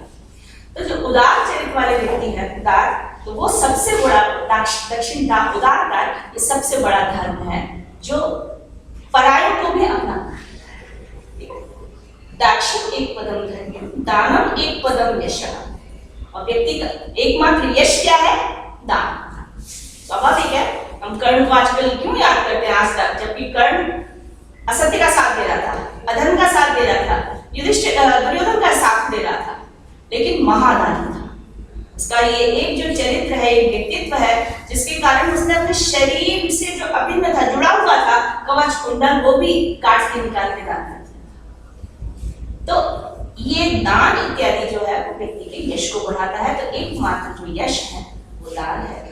सत्यम एक पदम, देखिए सारे सद्गुणों की बात ही प्रकारांतर से घुमा घुमा के कर रहे हैं। पहले इकट्ठे मिला के कर दिए थे सनातन धर्म के रूप में, अब एक एक धर्म के अनुरूप क्या है, यश के अनुरूप क्या है, स्वर्ग के अनुरूप क्या है। तो सत्यम एक पदम स्वर्गीय, जो अविनाशी सुख है वो है सत्य। सत्य का निर्वाह एकमात्र अविनाशी है। सत्य के निर्वाह से होने वाला जो पुण्य है वो अविनाशी है। क्यों? सत्य है क्या वास्तव में? सत्य का मतलब ही है जो एग्जिस्ट करे। नॉन एग्जिस्टेंस को हम असत कहते हैं। तो व्यक्ति की सत्ता जो है उस वर्चू से, जिस सद्गुण से बनी रहती है हमेशा, वो सत्य है। तो सत्यम एक पदम स्वर्गीयम, शीलम एक पदम सुखम। और जो उसका शील है, स्वभाव है, वो शील, वो स्वभाव, वो एकमात्र उसके लिए सुख है। शील मतलब अच्छा, गुड बिहेवियर, उसको हम कहते हैं अच्छा स्वभाव। अब अच्छे स्वभाव में अपने आप के लिए सारी चीजें आ जाती हैं जो बता रहे हैं, दान है, सत्य है, दया है, धर्म है, सब शील बनाते हैं व्यक्ति का। शील को एक्चुअली हम एकदम से ये नहीं कह सकते कि स्वभाव। शील में ऐसा स्वभाव जो दूसरों के भले के लिए कितनी बड़ी से बड़ी विपत्ति को ले ले, वो उसको शील कहा जाता है। शिष्टाचार, शिष्टाचार में व्यक्ति बहुत से अपने को कष्ट होता है लेकिन दूसरे को कष्ट ना हो, ऐसे बहुत से काम करता है। ये सब मिलके शील कहलाता है। क्विंचित् आत्मा मनुष्यस्य किंचित् देवकृतः सखा उपजीवनम क्विंचित् अस्य किंचित् अस्य परायणम। मनुष्य की आत्मा क्या है? मनुष्य का दैव वश बनाया हुआ, भाग्य ने जो मित्र बनाया है व्यक्ति का, वो कौन है? क्विंचित् दैव कृतः सखा। दैव कहते हैं भाग्य, दैव, देव ने दैव, देव, देवता, दैव, ये जो शब्द है अलग अलग अर्थों को थोड़ा कहते हैं। तो दैव का जब दो मात्राएं लग जाती हैं, दैव कहलाता है। दैव का मतलब हो जाता है भाग्य। तो दैववश बनाया गया व्यक्ति का सखा कौन है? उपजीवनम किंचित्, उसका जो सहारा है व्यक्ति का, उपजीवन, जीवन जिस पर टिका हुआ है, जीवन जिसके सहारे चल रहा है, तो सहारा। और क्विंचित् अस्य परायणम, और उसका परायण जैसे पृथ्वी सबके लिए आधार बनती है, तो आश्रय। तो इसलिए क्विंचित् अस्य परायणम, व्यक्ति का, मनुष्य का जो आश्रय है वो क्या है? तो बहुत चीजें उन्होंने कहा है, उसमें संभवतः कोई असहमति ना हो तो कहते हैं पुत्र आत्मा मनुष्यस्य, मनुष्य की आत्मा पुत्र है। और इसके लिए बहुत सारी श्रुतियां मिलेंगी, बहुत सारे वचन मिलेंगे। आत्मा वही जायते पुत्र, व्यक्ति की अपनी आत्मा ही पुत्र के रूप में जन्म लेती है। उसका मतलब ये है कि जितना व्यक्ति अपने को स्नेह करता है उतना अपने पुत्र, जो वो जीवन में संग्रह कर रहा है, किस लिए कर रहा है? पुत्र के लिए कर रहा है। जो जीवन में उसकी कमी रह गई है, वो कमी किस माध्यम से पूरी करना चाहता है? अपने पुत्र के माध्यम से पूरी करना चाहता है। तो यहाँ पे आत्मा का मतलब इतना फ्रॉम स्पिरिट, सोल नहीं कह रहे हैं, व्यक्ति खुद, व्यक्ति का मतलब हम ये नहीं कह सकते कि जो प्राण चल रहा है वो, लेकिन प्राण जितना ही जो महत्व जिसको दे रहा है, व्यक्ति सबसे ज्यादा प्रेम किसको करता है? अपने को करता है। पुत्र से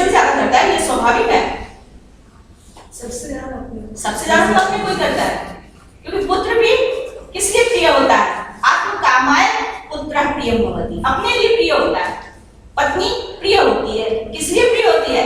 पत्नी प्रिय है इसलिए प्रिय नहीं है, आत्मकामाय प्रियं भवति, प्रिया भवति, अपने लिए है वो। इसलिए जहां आत्मभाव जुड़ जाता है, ये मैं, मेरा, वही जो है वो उससे प्रेम हो जाता है।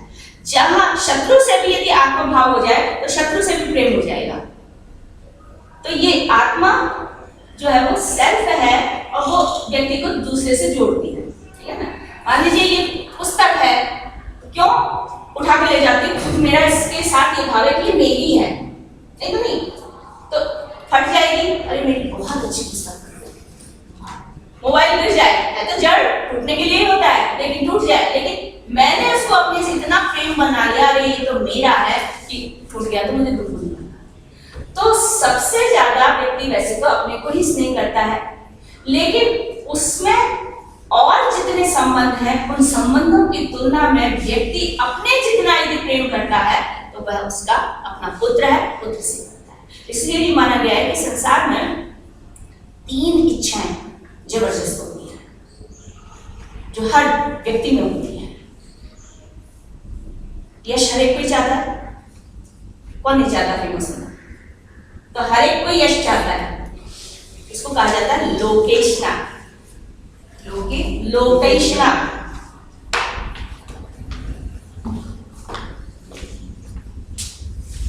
लोग मुझे जाने, संसार मुझे जाने। आपकी संधियां चल रही है ना, देखिए संधियां मैं कर दूं। लोक, धन, ऐशना। ऐशना कहते हैं चाह, अभिलाषा। लोग मुझे जाने यानी फेमस होने के लिए, फेमस होना हर एक कोई चाहता है। तो एक व्यक्ति की सबसे बड़ी कमजोरी है, वो अधिकांश काम इसी भावना से प्रेरित होकर करता है। तो लोकेशना। दूसरा है वित्तेशना, धन।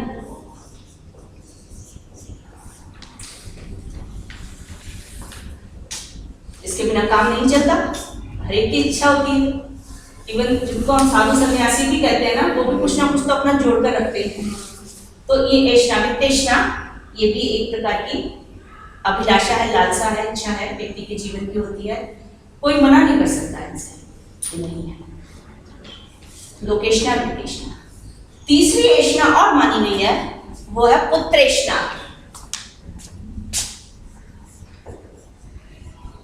ये भी व्यक्ति की कमजोरी है। ये तीनों ही कमजोरियां होती हैं। जहां व्यक्ति किसी इच्छा के साथ बन गया, वो उसकी कमजोरी बन जाता है। तो यही स्थिति पुत्र की भी है कि पुत्र व्यक्ति की कमजोरी बन जाता है।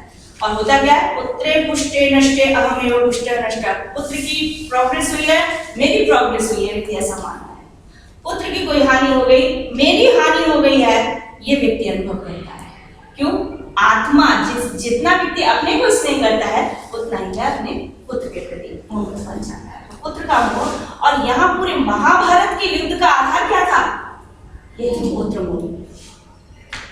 जानता है धृतराष्ट्र कि सब कुछ गलत हो रहा है, दुर्योधन की जो हट है, जिद है, वो गलत है, लेकिन इतना पुत्र मोह में बंधा हुआ है, तो युधिष्ठिर को तो समझा रहा है, युद्ध मत करो बच्चे, बहुत अच्छे हो।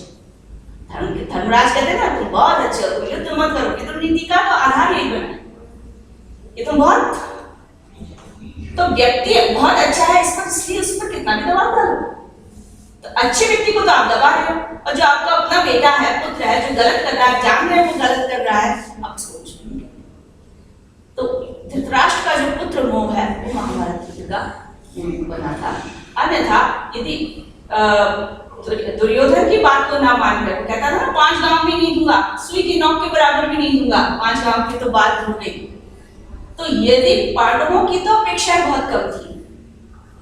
उनको पहले तो जंगल दे दिया, जंगल बसाया उन्होंने, वो भी हड़प लिया उसको, और वो कहते हैं कोई 5 गांव दे दो और कुछ नहीं तो कहते उतना भी नहीं देंगे।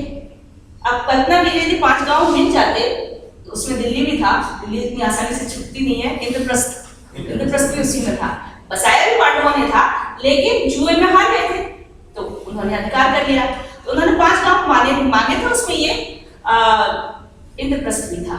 गांव की डेफिनेशन बड़ी हाईटेक थी, बसाया गया था प्रॉपर उसको व्यवस्थित, और फिर उसको कल्पना कर दिया भाई मैं नाम की कोई दादा थे जो आर्किटेक्चर थे देवताओं के, उन्होंने आके इसको बसाया और कहा क्या होगा, भवन बड़े सुंदर थे, इतने सुंदर थे और चलते चलते एकदम हो जाता था कि जमीन है तो पानी दिखने लगता था और उसमें व्यक्ति अपने को संभाल के चलता था। जहाँ वस्तुतः पानी होता था वहां उनको लगता था ये तो जमीन है और वहां गीला हो जाता था। और ये दुर्योधन के साथ भी ऐसा हुआ था, तो द्रौपदी हंस पड़ी थी। तो हाईटेक तो था उस समय नहीं, पर अगर इंद्रप्रस्थ भी गांव की डेफिनेशन में था तो उस टाइम तो गांव इधर शहर तो बाद में गांव नहीं, गांव था ना। इंद्रप्रस्थ को तो जो बनाया था, मैं उस पॉइंट ऑफ व्यू से कह रही हूँ कि इंद्रप्रस्थ तो इतना भव्य बना दिया था कि जहाँ पे गांव की डेफिनेशन के संग गांव की जब आप देखिए ना, जब अब्दुल कलाम आए थे तो उनकी भी ये विचारधारा थी कि हमारे गांव इतने सबल कर दिए जाए बलिष्ठ कर के लोग भागे नहीं। गांव में सुविधाएं नहीं है, लोग शहरों की ओर भागते हैं। तो ये सारी सुविधाएं, सबसे बड़ी चिकित्सा की है, रोजगार है, लेकिन उनको रोजगार चिकित्सा अपने गांव में उपलब्ध हो जाएगी तो कौन कितनी दूर आके। आप देखिए कैसे कैसे लोग हैं गांव में, उनके बड़े बड़े अहाते वाले घर हैं, बड़े बड़े घर हैं, और शहरों में आके बाथरूम जितने घर में वो अपना जीवन निर्वाह कर रहे हैं, अपने बच्चों के साथ निर्वाह कर रहे हैं, इतना कष्ट उठा रहे हैं, इसलिए रोजगार के लिए मूल रोजगार बनता है। दूसरा फिर चिकित्सा, गांव वाले लोग फिर भी स्वस्थ रहते हैं, उनकी चिकित्सा की आवश्यकता। ये दो जो बेसिक कम्युनिटीज हैं, यदि गांवों में भी डेवलप हो जाए तो जो पलायन होता है गांव से शहरों की ओर बहुत कुछ हो जाए। तो गांव का कॉन्सेप्ट तो था और वहाँ व्यवस्थाएं होती थी, लेकिन धीरे धीरे धीरे धीरे धीरे गांव उजड़ने लग गए, केवल कृषि ही मूल रह गया। तो उस आधार पर कृषि तो फिर भाग्य भरोसे होती थी। तो वित्तेषणा तो पैसा है, धन है, इसीलिए शहर का वित्तेषणा नहीं, थोड़ा चमक धमक भी नहीं, सब हो जाता है कि वो गांव में वो मोहल्ले सब आके शहर में गए। संस्कृत में कहा है वृत्तम यत्नेन संरक्षेत। वृत्त कहते हैं कैरेक्टर को, वृत्त यानी आचरण, व्यक्ति को प्रयास पूर्वक उसकी रक्षा करनी चाहिए। कब चला जाता है पता ही नहीं चलता है, कब व्यक्ति असत्य के बल पर अपने कैरेक्टर को कर देता है, कब वो इकट्ठा कर लो परिग्रह, जो अभी हम थोड़ी देर बात कर रहे थे। मतलब कैरेक्टर को खत्म करने के बहुत सारे माध्यम हैं, इसलिए कैरेक्टर को बचाए रखने के लिए बहुत अधिक परिश्रम करना पड़ता है, मेहनत करना पड़ता है, सोचना पड़ता है, विचारना पड़ता है। इसलिए वृत्तम यत्नेन संरक्षेत, पूर्वक इसकी रक्षा की जानी चाहिए। ये विदुर नीति में भी आया है ये श्लोक कि वृत्त की यानी आचरण की व्यक्ति को प्रयास पूर्वक यत्न पूर्वक रक्षा करनी चाहिए। वित्त में पीछे आती है वृत्त, दूसरा वित्त, दो अलग शब्द हो गए। जो वृत्त है उसके अतिरिक्त दूसरा तत्व कह रहे हैं, उसके पैरेलल जो लेना चाह रहे हैं वो है वित्त। धन तो आता है और जाता है, वित्तम एति जाता है, वित्तमेति च याति च आता है और चला जाता है। मतलब आना जाना उसका लगा रहता है। कोई भी पैसा कभी सिग्नेचर करके भी नोट पर रखो, यदि अपराध है, लेकिन कल्पना करो जिंदगी में कभी लौट के नहीं आएगा, गया तो गया, कहाँ होता है। तो वित्तमेति च याति च, वित्त तो आता जाता रहता है। यदि चरित्र खत्म हो गया, वृत्तस्तु हतो हता, यदि सदाचार व्यक्ति का जो कैरेक्टर है वो खत्म हो गया तो व्यक्ति नष्ट हो गया। तो इसलिए वित्त से वृत्त को महत्व दिया गया है। इसलिए वित्त एक कमजोरी है, यश कमजोरी है व्यक्ति की। यश लिप्सा के कारण छुपकर वो ऐसे काम करने लगता है कि लोगों के सामने कुछ और उसका वास्तविक चरित्र कुछ और होता है। तो इसलिए पुत्र आत्मा मनुष्य से, व्यक्ति जितना अपने को स्नेह करता है उतना ही पुत्र को करता है। उसके उत्थान पतन में वो अपने ही उत्थान पतन को फील करता है। पुत्र आत्मा मनुष्य से भार्या दैव सखा, और जो भार्या है वो भाग्य से मिला हुआ उसका मित्र है। पुत्र जो है, पुत्र का तो जन्मदाता वही है, लेकिन अभी तो फिर भी हम भार्या को चूज कर लेते हैं, वो हमारे पास चॉइस है, लेकिन ये सखा बनेगी या नहीं बन पाएगी उसका तो कोई निश्चित नहीं था। जो व्यक्ति स्वयं चूज करके लाते हैं, चुन करके लाते हैं, उनके भी जो है वो एक दूसरे से उनका पार्टनर सेपरेशन दिखाई देता है। इसलिए इसको भाग्यवश मिला मित्र कहा गया है। भाग्य से ही लोगों को को मिलता है। तो ये दैववश भार्या, यहाँ पे जो मित्र यूज हुआ है वो सहचर के तौर पे, सखा, इसीलिए सखा शब्द का प्रयोग किया है। मित्र तो क्या है, पापा निवारयते, पाप से बचाता है, योजयते हिताय, हित में लगाता है, जो गोपनीय बातें होती हैं छुपाई जाने वाली उनको छुपा लेता है, जो सबको बताई जाने वाली बातें हैं वो सबके सामने रख देता है। ये मित्र के काम है। सन्मित्र के लक्षण गिनाए गए हैं कुछ। पापा निवारयति, योजयते हिताय, गुह्यं च गुह्यति, गुणान् प्रकटीकरोति। विपत्ति के समय आपत्ति के समय में साथ नहीं छोड़ता है। ऐसे संगति के कुछ लक्षण गिनाए। सखा शब्द का मतलब है साथ साथ, हमेशा साथ देना, सहचरता जिसको कहा गया है। स्वाभाविक है, जब प्राचीन काल में विवाह होता था तो विवाह के कई प्रकार थे। आश विवाह था, दैव था, प्राजापत्य था। उसमें प्राजापत्य विवाह सर्वश्रेष्ठ माना जाता था। उसमें वर को बुलाया जाता था और कन्या का हाथ उसको दिया जाता था और एक वाक्य कहा जाता था, सह धर्मचरताम। जो सहचर की बात कर रहे हैं ना, सहचरताम किम चरताम, साथ साथ क्या करो, सह धर्मचरताम, साथ साथ धर्म का पालन करो। इसलिए भार्या के बिना व्यक्ति को आधा माना जाता है। आधा व्यक्ति यज्ञ इत्यादि हवन नहीं कर सकता है। उसको पूर्ण होकर, यानी अपने आधे भाग से जब वो पूर्ण होता है तो दोनों मिलकर जो काम करते हैं उसका लाभ होता है, धर्म कार्य इत्यादि में। तो सह धर्मचरताम इतना कहकर ही प्राजापत्य विवाह में कन्यादान कर दी जाती थी। और उसके पीछे भाव ये था, साथ साथ आजीवन, जब जीवन पर्यंत जो है वो आप धर्म का पालन एक दूसरे के साथ मिलकर करो। तो ये सहचरता साथ नहीं छूटती है। इसलिए मित्र की तुलना में सखा शब्द का रखा गया है। समानम ख्याति, मतलब जो भाव उसका कम और ज्यादा का भाव जहां होता है भाई, ये मेरे से श्रेष्ठ है, ये मेरे से कम है, ये जो आज भावना आ गई है, वो घर में रहती है, करती क्या वो, ऐसी ऐसी बातें आ गई ना। तो ऐसा नहीं होकर कार्य क्षेत्र बड़ा हुआ है और सभी अपने आप में समान महत्व वाला है। केवल अर्थोपार्जन मात्र कर लेना ही जो है वो ये नहीं कहा जाएगा कि व्यक्ति ने बहुत बड़ा कार्य कर लिया। तो जीवन निर्वाह करने के लिए, उसको सुचारू रूप से चलाने के लिए दोनों, कहते हैं ना गाड़ी के पहिए बराबर होने चाहिए, तब गृहस्थी की गाड़ी भी सुचारू रूप से चलती है। वो सहचरताम वाली जो भाव है वो भार्या की है, इसलिए उसको सखा कहते हैं। उपजीवनम च पर्जन्य, सहारा क्या है व्यक्ति का, तो कहते हैं पर्जन्य, वर्षा।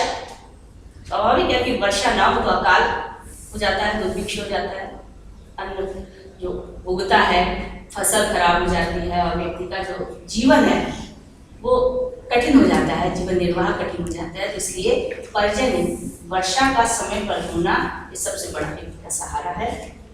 और भारत जैसे देश के लिए तो और भी अधिक महत्वपूर्ण हो जाता है, क्योंकि कृषि प्रधान देश तो शुरू से रहा है। वेदों में भी कृषि की बात आती है, कृषि में कृषस्व। जुआरी है, जुआ खेल रहा है, तो जुआ के दुष्परिणाम बतलाकर कृषि में कृषस्व, अंत में उसको प्रेरणा दी है कि तुम खेती करो, खेती करने वाला कोई दुखी नहीं रहता है। तो इसलिए ऐसे में फिर पर्जन्य और अधिक महत्वपूर्ण हो जाता है। उपजीवनम च पर्जन्य, दानम अस्य परायणम, और दान सबसे बड़ा सहारा। दान का देखिए बार बार इसकी चर्चा की जा रही है, व्यक्ति के लिए दान का बड़ा महत्व है। ये जो जीवन का सहारा की, हाँ, जीवन का सहारा, तो जीवन का मतलब सहारा। दो चीजें बताइए, एक तो वृष्टि बताइए और दूसरा क्या कहते हैं, दान बताइए। हाँ, सहारा व्यक्ति का। देखिए, उपजीवनम तो आजीविका से जुड़ा हुआ है, आजीविका से जुड़ा हुआ है। व्यक्ति के पास आजीविका है, उसके बावजूद भी दान जो है वो उसका सबसे बड़ा सहारा है, क्योंकि दान के बल पर मित्र बना लेता है। वो व्यक्ति को कुछ देकर जितना यश चाहिए वो दान के बल पर मिल जाता है। तो इसलिए व्यक्ति के जीवन का सहारा से तात्पर्य यहाँ आजीविका का सहारा नहीं हुआ, जीवन जीने का एक जो माध्यम बनता है वो दान भी व्यक्ति का है। इसलिए दानम अस्य परायणम, दान निष्ठ, दान में स्थित होना, ये जो है वो व्यक्ति का आवश्यक धर्म है। दान में स्थित होना मतलब, दान में स्थित होने का मतलब ये हुआ कि दान करो। दान में स्थित होने का मतलब व्यक्ति का एग्जिस्टेंस जो है वो क्या है, कमाओ, शत हस्त समाहर सहस्र हस्त संधिया, 1000 हाथ से बांट, उसी में वो उसका जीवन है। चरित्र में दान की भावना। बहुत से ऐसे वचन आते हैं। अकेले जो अपने लिए पकाता है वो पाप खाता है। केवल आलो बहुत ही केवल आदि, जो केवल अपने लिए भक्षण करता है, अपने लिए बचाता है, वो केवल पाप का भक्षण करता है। इसलिए दूसरे के लिए जो पंच महायज्ञ की बात की वो भी एक प्रकार के दान करता है। दूसरे के लिए कुछ ना कुछ दूसरे के लिए निकालना है।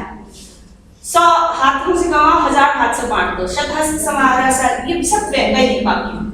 तो इसलिए दान का महत्व है, क्योंकि सृष्टि में सब कुछ, सब कोई ऐसा नहीं है जिसके पास, हम ऐसे भी देख रहे हैं आजीविका हो, आजीविका का साधन सबके पास नहीं है, लेकिन मुंह तो सबके पास है, पेट तो सबके पास है। जो पशु है, पक्षी है, वो तो खाना नहीं पकाता ना। हमारे जो खेतों में उगा हुआ अन्न है, वही उनसे उनका जीवन निर्वाह होता है। अब आप बुल्ले ले और चटाक से मार दें, यदि एक सीमा तक रक्षा करनी है, लेकिन उसको प्रतिदिन कुछ ना कुछ आप निकालेंगे तो हो सकता है खेत चुगने की आवश्यकता ही नहीं पड़े उसको। क्यों? उसको वहां मिल रहा है। चींटियों के लिए निकाला जाता था, इसलिए पशु पक्षियों के लिए निकाला जाता था, कुत्ते के लिए, गाय के लिए, इनके लिए निकाला जाता था। तो ये सब दान के लिए, और इनसे व्यक्ति और समाज दोनों का ही निर्वाह होता है।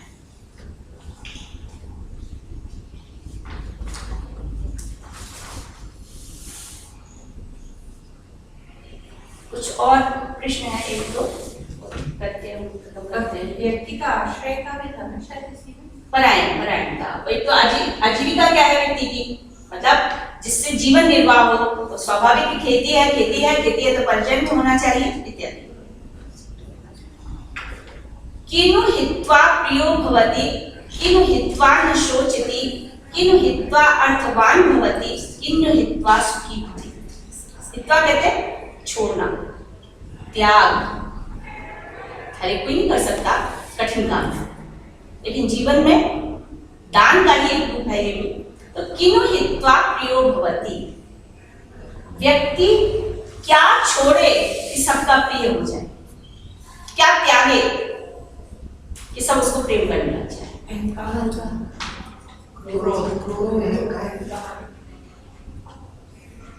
प्रॉपर्टी छोड़ के जाए। देखिए ये दृष्टि क्या कहता है, किनु हित्वा प्रियो भवति, क्या छोड़कर व्यक्ति सबका प्रिय बन जाता है। किनु हित्वा न शोचति, क्या छोड़ दे कि उसको शोक ना करना पड़े, दुखी ना होना पड़े। तो किस चीज को छोड़कर उसे दुखी नहीं होना पड़ता। किनु हित्वा अर्थवान भवति, क्या छोड़कर व्यक्ति अर्थ से युक्त होता है, उसके प्रयोजन पूर्ण होते हैं जीवन के। किनु हित्वा अर्थवान, अर्थ का मोटा मोटा अर्थ तो हम धन लगाते हैं। तो किनु हित्वा अर्थवान भवति, किनु हित्वा सुखी भवेत्, और क्या छोड़कर व्यक्ति परम सुखी हो जाता है। प्रश्न समझ में आए? प्रिय कैसे होगा? क्या छोड़े कि लोगों का प्रिय हो जाए, क्या छोड़े कि शोक ना करना पड़े, दुख ना मनाना पड़े, क्या छोड़े कि व्यक्ति अर्थवान हो जाए। बस कहते हैं ना भाई, जिसके पास 99 रुपए है उसको लगता है कि 100 रुपए पूरे हो जाए मेरे पास। जिसके पास 100 है वो उसको 101 बनाना चाहेगा। जिसके पास 199 हो गए वो उसको पूरी 200 करना चाहेगा। तो लालसाओं की कमी नहीं है, उत्तरोत्तर वो बढ़ जाती है। तो अर्थवान का मतलब क्या हो गया? बस इससे ज्यादा पैसा नहीं चाहिए। तो वो ऐसी कौन सी चीज है कि अर्थवान भवति, व्यक्ति पूर्ण हो जाता है, फिर उसको किसी और वस्तु की, अर्थ की अभिलाषा नहीं रहती है। तो क्या छोड़े? वो अर्थवान हो जाए, यानी छोड़ करके अर्थवान हो जाता है। आपके सामने आ रहे हैं, उत्तर आ रहे हैं युधिष्ठिर के, किनु हित्वा सुखी भवेत्, और कैसे वो क्या छोड़कर सुखी हो सकता है। तो प्रिय होने के लिए व्यक्ति को क्या छोड़ना पड़ता है? अहंकार छोड़ना पड़ता है। तो मानम हित्वा प्रियो भवति, मान, अहंकार, मैं, हर चीज में जो मैं की भावना है, वो व्यक्ति जाने अनजाने उस अहम भाव से न जाने कितने लोगों को अपने से विपरीत, अपना शत्रु बना लेता है। तो मानम त्यक्त्वा प्रियो भवति। घमंड को छोड़कर, अभिमान को छोड़कर व्यक्ति सबका प्रिय हो जाता है। शोक ना करना पड़े, क्या छोड़ा जाए? क्रोधम हित्वा न शोचति। क्रोध को छोड़ दे, क्रोध करना छोड़ दे तो उसको शोक करने का अवसर नहीं मिलता, क्योंकि व्यक्ति क्रोध में आकर उसका विवेक नष्ट हो जाता है, और विवेक नष्ट हो गया तो वो व्यक्ति हित और अहित का विचार नहीं कर सकता, और जब हित और अहित का विचार नहीं कर रहा है तो स्वाभाविक है कि जब उसको यही नहीं पता है कि ये हितकारी है या अहितकारी है, तो ऐसा करके वो जब विवेक नहीं कर पाता है तो गलत काम कर बैठता है। गलत काम कर दिया तो परिणाम तो भोगना ही पड़ेगा और दुखी होता है। तो इसलिए क्रोधम हित्वा, क्रोध पर नियंत्रण करना चाहिए। तो क्रोध पर नियंत्रण शोक से मुक्ति का एक बड़ा है। मोह नहीं है ना, मोह नहीं, अटैचमेंट भी तो सबसे बड़ा दुख का कारण अटैचमेंट ही है। क्रोध का कारण मोह हो सकता है, या क्रोध के परिणाम स्वरूप भी जो स्थितियां आती हैं। कामम हित्वा अर्थवान भवति। काम, सारी कामनाओं को छोड़ना। आलस, काम, इच्छा, लालसाएं। जब आवे संतोष धन सब धन धूरी समान। रहीम जी का एक दोहा है, गोधन। धन के क्या क्या प्रकार होते हैं? चल संपत्ति होती है, अचल संपत्ति है। चल संपत्ति में पशुधन भी होता है, तो गोधन, गजधन, बाजधन, गाय, गौ की समृद्धि। जब प्राचीन काल में शास्त्रार्थ वगैरह होते थे तो प्रसन्न होकर राजा गोधन दान किया करता था। गो गाय, एक जो आचार्य होते थे हजारों गाय उनको दे देते थे। तो गोधन, थोड़ा और अधिक समृद्ध है व्यक्ति तो गजधन, हाथी। टाइम को बता, वो पुराना सचिन था, अब तो गोधन सिरदर्द बन चुके हैं। सिरदर्द है किसान के लिए। अभी भी समृद्धि तो देखिए, आपको पता होगा कुछ समय पहले जब हम पोखरण का परीक्षण किया था, पोखरण में परमाणु वगैरह का, और विदेशों से विशेष रूप से अमेरिका वगैरह में बहुत आर्थिक प्रतिबंध लगाते थे। ये हमारी ही अर्थव्यवस्था थी जो इन सब पर चलती थी, जिसके कारण कि छोटी छोटी बचत, भारत की जो महिला है छोटी छोटी बचत करेगी, मतलब कब वो जो प्रतिबंध थे उसका कोई असर नहीं पड़ा हम लोगों पर, हटा दिया फिर उन लोगों ने। तो ये जो स्थितियां हैं आज भी जो है गोधन। अब आप ही देखिए अमूल की डेयरी, कितना बड़ा धन है उनके पास, सब जगह का। यदि हमारे पास गोधन नहीं होगा, गोधन से तात्पर्य केवल खाली मात्रा में ऐसे नहीं है कि खाली गाय है, गोवंश है पूरा। तो गोवंश के कारण ही तो उनकी इतनी समृद्धि है, वो उनका कौशल है कि उन्होंने उसको उस रूप से किया हुआ है। लेकिन एक सामान्य ग्रामीण अर्थव्यवस्था में गोवंश का बहुत महत्व है, क्योंकि आप ये देखिए ईंधन तो हमें गोवंश से प्राप्त हो जाता है। हम गैस की बात करते हैं, कहाँ से गैस लाएं? साइंस का यूज करते हुए गोबर गैस का प्रयोग हो सकता है, वो भी छोड़ दीजिए। तो करने का एक समय में जमाना था, उनको कहीं से कोई ईंधन लाने की, जंगल से लकड़ी लेके आओ, ये लाओ, वो सब अपना व्यवस्था नहीं है। उनके जो बछड़े होते थे खेतों में लग जाते थे, वो कृषि व्यवस्था का आधार बनते थे, और कृषि है किसी के पास तो वो भूखा नहीं मरता। तो इसलिए गोधन को अपने आप में बड़ा धन माना गया है। गोधन, गजधन और अधिक समृद्धि है। राजा अगर हाथी किसी ऋषि को देता है या किसी को, तो वो लोग करते क्या है? देखिए आज भी आप जयपुर जाइए, जयपुर में आपको जब घूमने जाते हैं ना, आमेर पैलेस वगैरह वगैरह, तो उसमें आपको बैठाएंगे, घुमाएंगे, आप उनको पैसा देते, आजीविका तो उनकी चली हुई है। आप ये देखिए हाथी का पालन पोषण करने के लिए व्यक्ति को खुद जो है समृद्ध होना चाहिए, लेकिन उनकी आजीविका का आधार बनता है। और दूसरी बात क्या होती है, प्राचीन समय में ये जो चतुरंगिनी सेना होती थी, चतुरंगिनी सेना का गज सेना एक अभिन्न भाग होती थी, इसलिए हाथी को मारने पर प्रतिबंध था। जब राजा शिकार करते थे तो हाथी को हाथी को नहीं मारा जाता था, तो ये किसी न किसी तरह से उपयोग आते थे। घोड़ा है, घोड़ा व्यक्ति के जो है वो जीवन में उपयोगी होता था, घोड़े का भी वध नहीं होता था। फिर वो जब यज्ञ करके दान करते थे, हाथी के दान की परंपरा नहीं करते थे ना, हाथी के दान की परंपरा नहीं थी, इसलिए मैंने कहा कि विशेष रूप से गोधन दान किया जाता था। गज धन है तो मतलब व्यक्ति संपन्न है, व्हीकल, बड़ा व्हीकल हो गया ना छोटा यान, स्कूटर, गाड़ी महायान हो गई। आप ये देखिए, तो हाथी है या घोड़ा है, वो वाहन का काम करता है, और वाहन सभी के पास नहीं होता था, एक संपत्ति का सूचक था। हमें सम्मान मिला है, हम उसे रखेंगे। अच्छा, ऐसे गिफ्ट मिला ना, जैसे गिफ्ट गिफ्ट होना आपको संभाल के रखना है। ऋषि को तो लाके हम खिला ऋषि के पास, ऋषि क्या होते थे, ऋषि अपने आप में बुलबुल होते थे। बहुत अच्छे संबंध। और एक जिसको हम कुलपति कहते हैं, कुलपति जैसे कर्ण ऋषि के लिए आता है, कुलपति थे। कुलपति का मतलब होता है कम से कम 20,000 स्टूडेंट्स को फ्री में खाना रहना विद्यार्थियों का रसम।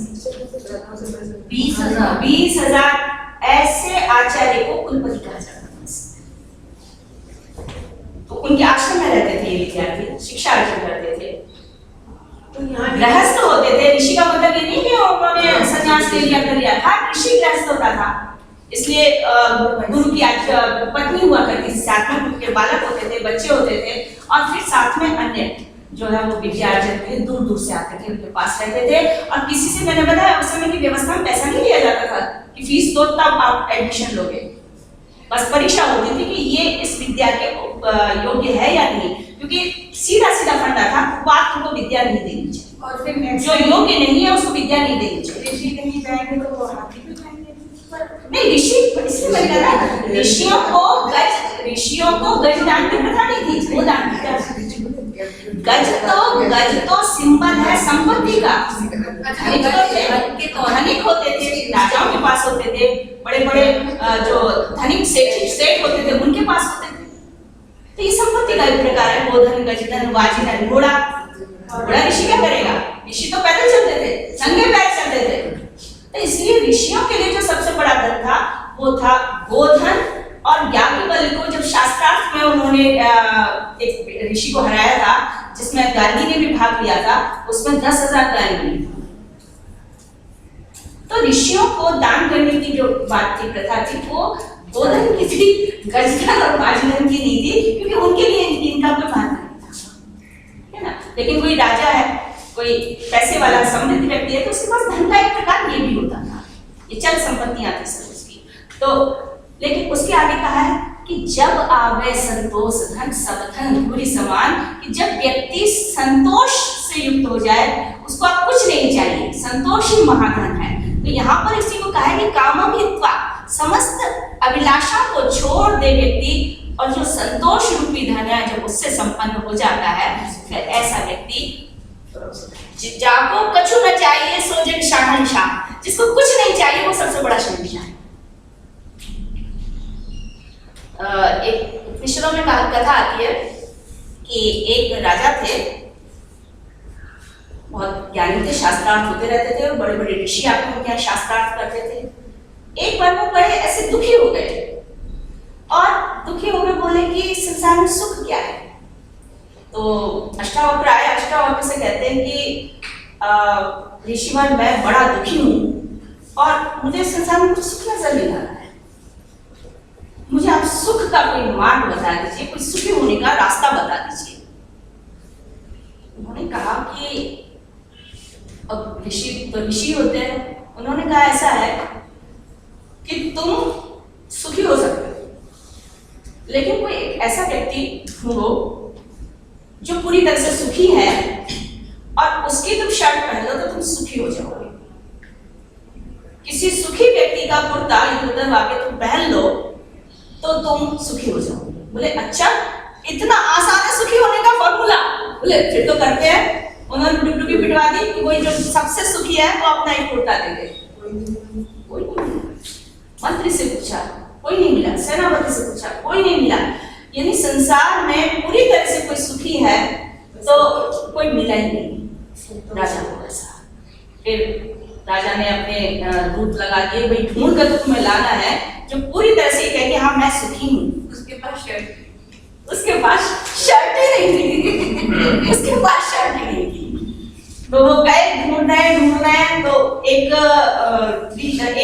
दरिद्र व्यक्ति था, ऐसे ही कह लो, और एक टूटी फूटी लकड़ी की गाड़ी थी, उसके नीचे रह रहा था।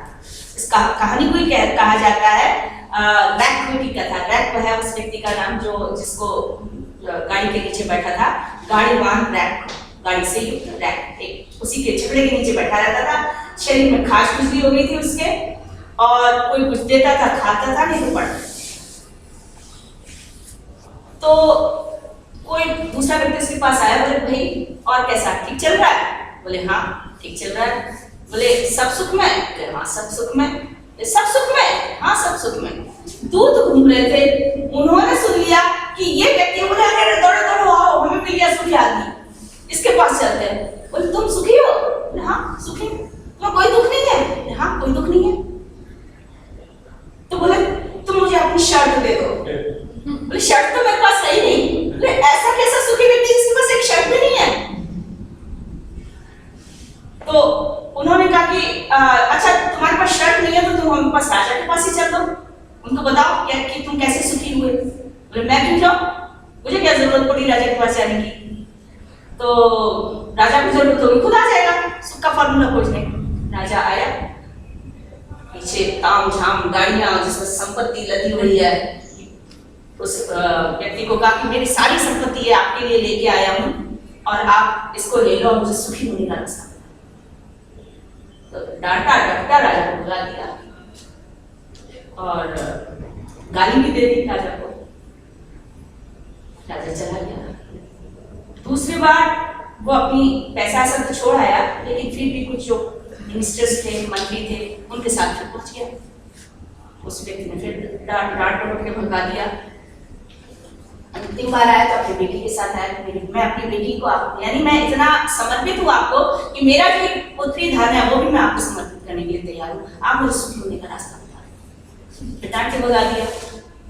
अंत में राजा अपनी भी शर्ट उतार के नंगे पैर बोले मुझे सुखी होना ही है, आप मुझे सुखी होने का रास्ता बताएं। तो फिर बताया कि तुम्हारी ये संपत्ति लेकर मैं क्या करूंगा, तुम्हारे पास है तुम सुखी नहीं हो, मैं लेकर क्या करूंगा इसको। तुम मंत्रियों के साथ है, तुम पुत्री के साथ है, लेकिन तुम्हें कहीं ना कहीं अभिमान था। अब तुम आए हो, अब तुम सुख का वास्तविक मर्म समझ सकते हो। और फिर बताया संतोष ही सबसे बड़ा सुख है, जिसको कुछ नहीं चाहिए वही सबसे बड़ा। तुम्हें जहां लालसाएं इच्छाएं जुड़ जाती हैं, कुछ पाने की लालसा हो जाती है, तो उससे एक के बाद एक दूसरी प्रॉब्लम जुड़ जाती है और फिर व्यक्ति के शोक का कारण बनते हैं। तो उन्होंने कामम लिखवा, गीता में बहुत अच्छी पंक्ति आती है, संगात संजायते कामः। काम होता क्यों है? संग से। जैसी संगत होती है वैसी इच्छाएं बनती हैं। तो संग से, जिसको आसक्ति कहते हैं, आसक्ति से लालसाएं उत्पन्न होती हैं। संगात संजायते कामः। और काम, हमारी पूर्ति हो रही है कामनाओं की, ठीक है, लेकिन हमेशा तो ऐसा नहीं होगा। एक परिवार में 4 बच्चे हैं तो सबकी मनोकामनाएं पूरी होती हो, ऐसा तो नहीं। तो संगात संजायते कामः, कामात् क्रोधो विजायते। जब कामनाएं पूरी नहीं होती हैं तो क्रोध होता है। अब जब व्यक्ति का क्रोध हो गया, क्या सही है क्या गलत है? तो संगात संजायते कामः, कामात् क्रोधो विजायते, क्रोधात् भवति सम्मोहः। उससे फिर मूर्खता उत्पन्न हो जाती है, जिसको मूर्खता कह देते हैं ना, व्यक्ति जो नहीं करना चाहिए वो कर देता है, तो सम्मोह उत्पन्न होता है। संगात संजायते कामः, कामात् क्रोधो विजायते, क्रोधात् भवति सम्मोहः। और सम्मोहात् मूर्खता कर देता है, तो व्यक्ति की जो मेमोरी है उसका साथ नहीं देती है, मोह में ये क्या सही है क्या गलत है वो पहचान नहीं पा रहा है, तो स्मृति भ्रंश हो जाता है, मतलब मेमोरी लॉस हो जाती है। और जब व्यक्ति की मेमोरी समाप्त हो जाए तो उसको बचा क्या? तो उत्तर ये चीजें हैं, सम्मोहात् स्मृति विभ्रमः, स्मृति भ्रंशात्। और स्मृति समाप्त हो जाने से बुद्धि नाश होता है, यानी उचित अनुचित का विवेक समाप्त हो जाता है। और जब बुद्धि ही नहीं, व्यक्ति में विवेक ही नहीं रहा तो बुद्धि नाशात् प्रणश्यति, सबसे बड़ा व्यक्ति का नाश का कारण ये हो जाता है। तो शुरुआत होती है आसक्ति से, मेरा मुझे चाहिए, इस भावना से शुरुआत होती है और फिर अंत में व्यक्ति का नाश हो जाता है। उत्तर एक दूसरे से जुड़ी हुई चीजें हैं। तो क्रोध भी होता है, क्रोध से फिर मोह भी हो जाता है, क्रोध की अगली सीढ़ी मोह बन जाती है और इस तरह से स्मृति भ्रंश होता है, स्मृति भ्रंश से बुद्धि नाश होता है, बुद्धि नाशात् प्रणश्यति। ये बात कर, तो इसलिए कामनाओं को छोड़कर और मतलब महाभारत आप देखेंगे एक से एक चीजें जुड़ी हुई हैं इससे। कहते हैं न जात कदाचित काम कामाना भोगे शामिल। भाई आपको किसी चीज अच्छी लगी तो आप उसको लेके आ गए, वहीं पर आपकी कामना समाप्त हो गई, इसकी कोई गारंटी है? तो काम से काम और भड़कता है, इच्छा पूर्ति से उसको दमन किया, तो दमन करने में व्यक्ति ने नियंत्रण कर लिया, नहीं ठीक नहीं है, इसको इस रूप में और इस माध्यम से पाना और भी खतरनाक है। तो न जात कामः कामानां उपभोगे निशाम्यति, कामनाएं कामनाओं के उपभोग से कभी शांत नहीं होती हैं। वो एक कामना समाप्त हो गई तो दूसरी उसी प्रकार भड़क उठती है, जैसे आग में घी डालना। आहुति डालते हैं, आहुति डालेंगे, घी डालेंगे तो अग्नि शांत नहीं होती और भी भड़क उठती है। उसी तरह से व्यक्ति अपने जीवन में कामनाओं की पूर्ति करता है, एक काम की पूर्ति दूसरी कामनाओं को जन्म दे जाती है। व्यक्ति 99 के फेर में पड़ा रहता है, इसलिए कामम हित्वा, कामनाओं को छोड़कर व्यक्ति अर्थवान भवति है, अर्थवान यानी पूर्ण हो जाता है, फिर उसे किसी अर्थ की अभिलाषा नहीं रह जाती है। किन्तु हित्वा सुखी भवे, और सुखी कब होता है? तो सीधा सा उत्तर दे दिया, लोभम हित्वा, लोभ छोड़ दे, क्योंकि लोभ व्यक्ति का किसी भी वस्तु को प्राप्त करने का फिर वो उचित अनुचित माध्यम तलाशता ही है। तो लोभम हित्वा सुखी भवे, लोभ को छोड़ दे। किमर्थम ब्राह्मणे दानम, किमर्थम न नर्तके, किमर्थम चैव वृत्तेषु, किमर्थम चैव राजसु। दान की बहुत बात आई, बोले ब्राह्मण को दान देना चाहिए, तो भाई ब्राह्मण को दान क्यों दिया जाए, क्या लाभ होगा उससे? किमर्थम ब्राह्मणे दानम, ब्राह्मण को दान क्यों दिया जाए? किमर्थम नट नर्तके, हम अपने मनोरंजन के लिए भी बहुत कुछ चीजें लुटाते रहते हैं, तो नट नर्तके किमर्थम दानम, नट नर्तक तो माध्यम बनते हैं मनोरंजन के, उनको किस लिए अर्थ प्रदान किया जाए, किस लिए दान दिया जाए? किमर्थम चैव वृत्तेषु, सेवकों को क्यों दान दिया जाए? वृत्ति माने सेवा, उनको भी दान।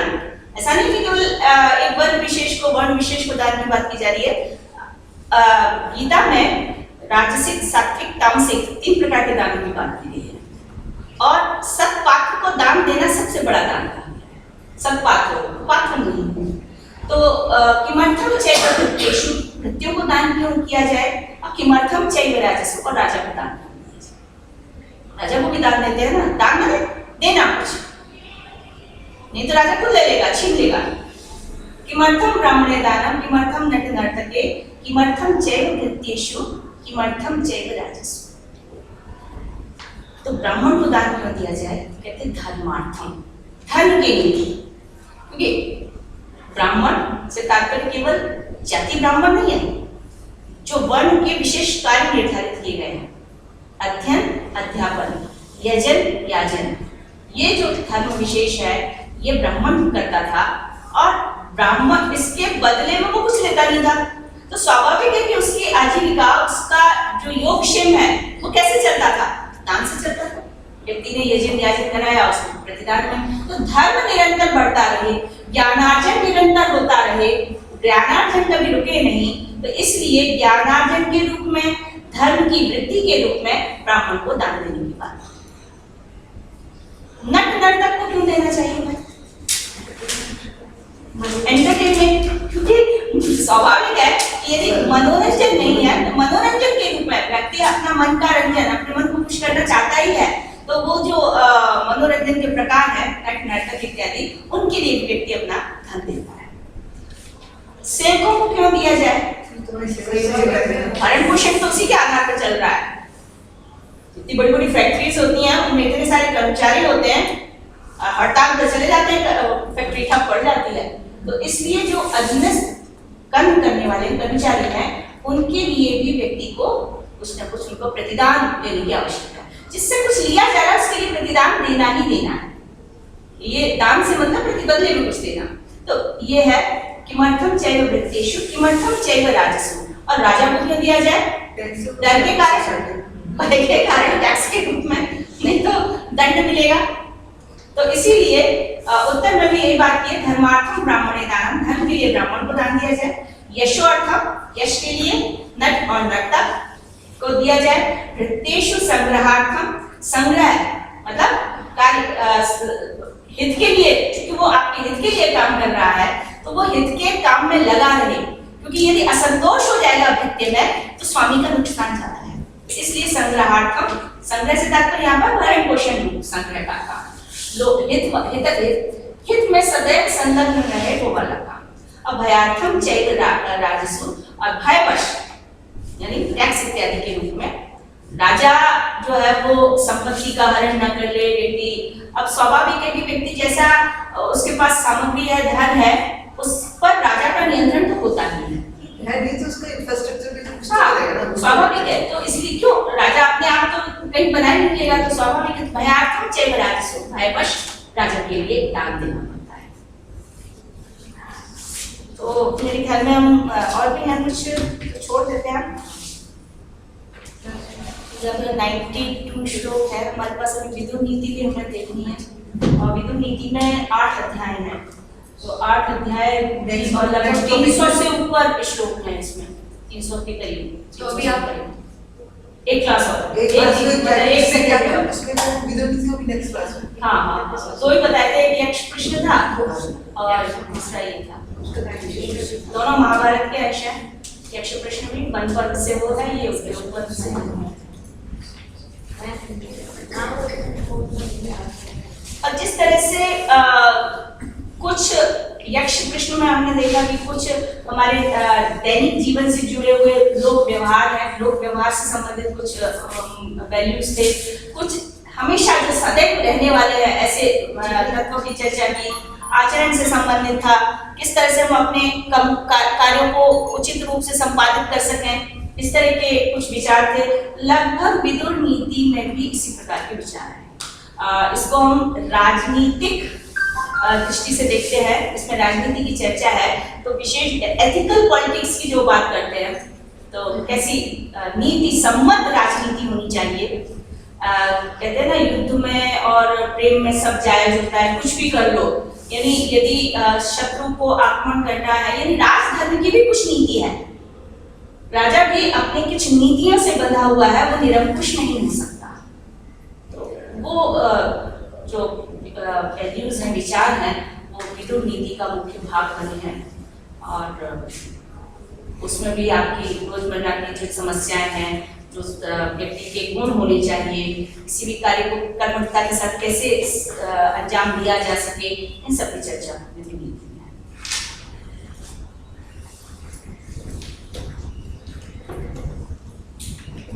उसको थोड़ा थोड़ा देख लेते हैं। आज स्टार्ट करेंगे। आज थोड़ा सा आगे शुरू कर देते हैं। विदुर नीति मार्केट में आपको मिल जाएगी इसमें, और क्योंकि यक्ष प्रश्न तो अलग से नहीं मिलता, महाभारत के वन पर्व में आया हुआ है वो, लेकिन विदुर नीति अलग से कई जगह पाठ्यक्रमों में चलती है, इसलिए इसके इंग्लिश ट्रांसलेशन भी आपको मिल जाएंगे और हिंदी अनुवाद भी मिल जाएंगे इजीली। वो इतना खंड जो 8 अध्यायों का है वो आपको मिल जाएगा। इसके लोग बता रहे ऑथर है कौन सा? मेरे पास ये इंग्लिश कमेंट्री है इसकी, बीएस बिष्ट की है। हाँ, बीएस बिष्ट की, और चौखंबा संस्कृत प्रतिष्ठान दिल्ली से प्रकाशित। तो इसका कुछ प्रसंग ऐसा है कि जब युद्ध निश्चित सा ही हो गया था कि अब तो युद्ध होगा नहीं, क्योंकि महाभारत में 18 पर्व है। पहला पर्व आदि पर्व कहलाता है, तो आदि पर्व में एक तरह से भूमिका है और कुछ उपाख्यान वगैरह आए हैं। आदि पर्व के बाद फिर सभा पर्व आता है। सभा पर्व में जब सभा बुलाई गई है और पांडवों का जो संपत्ति राज्य हड़पा गया है, तो वो प्रसंग, इसलिए उसको सभा पर्व नाम दे दिया। उसकी मुख्य घटना है कि ये जुआ खेलने के लिए बुलाना और उनसे संपत्ति का हरण करना। कभी कभी मुझे विचित्र बात आती है कि युधिष्ठिर धर्मराज थे और जुआ खेलते थे, जुआ खेलते थे और जुए में सब कुछ हार गए। जब भी पता है हार गए तो वहीं उठ जाते। तो मुझे ऐसा लगता है कि ये परंपरा कहीं ना कहीं राजसूय यज्ञ से जुड़ी हुई है। जैसे यज्ञ, बहुत प्रकार के यज्ञ होते थे और वो यज्ञ 1 वर्ष से लेकर 12-12 वर्ष तक लगातार चलते थे। तो राजसूय यज्ञ में जो पीवी काणे का धर्मशास्त्र का इतिहास है, उसमें राजसूय यज्ञ के विषय में बतलाया है कि राजसूय यज्ञ के प्रसंग में राजाओं को निमंत्रण जाता था, और जो राजसूय यज्ञ संपन्न करता था वो द्यूत क्रीड़ा भी करता था, जुआ खेलता था, लेकिन वास्तविक जुआ ना होकर जुए का नाटक होता था, जुए का अभिनय मात्र होता था। हो सकता है कि ये बहुत समय पहले खेला जाता रहा हो, क्योंकि जो श्रौत सूत्र है, सूत्र साहित्य है, वैदिक जो साहित्य है, संहिताएं हैं, मतलब जिसको हम ऋग्वेद, यजुर्वेद, सामवेद, अथर्ववेद ऐसा मानते हैं, संहिताएं हैं। उसके बाद फिर हर संहिता के ब्राह्मण ग्रंथ हैं जो रिचुअल्स की बात करते हैं, हर संहिता की, हर वेद के अपने अपने आरण्य ग्रंथ हैं, हर संहिता के अपने अपने उपनिषद ग्रंथ हैं। ये तो मेन वैदिक लिटरेचर है। इसके अलावा हम वेदांत की बात करते हैं कि कुछ जो वेद के अर्थ को समझाने के सहायक हो, ऐसा कुछ लिटरेचर और उसको वेदांत कहा जाता है। उसमें जैसे वैदिक छंद है, छंद को कैसे उच्चारण करना चाहिए, किसी भी स्वर को कैसे उच्चारण करना चाहिए, तो शिक्षा, सूत्र, ज्योतिष, निरुक्त, व्याकरण, ये सब उसके भाग 6 भाग वो कहे जाते हैं। तो उनमें जो श्रौत सूत्र वगैरह हैं, श्रौत सूत्र वगैरह में कि यज्ञ के अवसर पर क्या क्या कार्य होते थे उनकी चर्चा मिलती है। जैसे अश्वमेध यज्ञ है तो क्या होगा, उसमें राजसूय यज्ञ है तो क्या होगा, उस तरह से अग्निष्टोम है तो उसके अवसर पर, क्योंकि ये बहुत दिन तक चलते थे, एक दिन का काम नहीं होता था कि एक दिन में आहुति दी खत्म हो गई, कई वर्षों तक चलने वाले यज्ञ हुआ करते थे। अब जैसे अश्वमेध में अश्व छोड़ा, जब तक वो लौट के नहीं आ जाता था तब तक खत्म नहीं होता था, और लौट के कितने सालों में आएगा इसका तो कोई निश्चय नहीं होता था। क्यों? उसको हाका नहीं जाता था, वो पूरी जगह घूमेगा, उसके साथ पीछे सेना चलती रहती थी, और घूम घाम के जब वो आ जाता था तब यज्ञ संपन्न।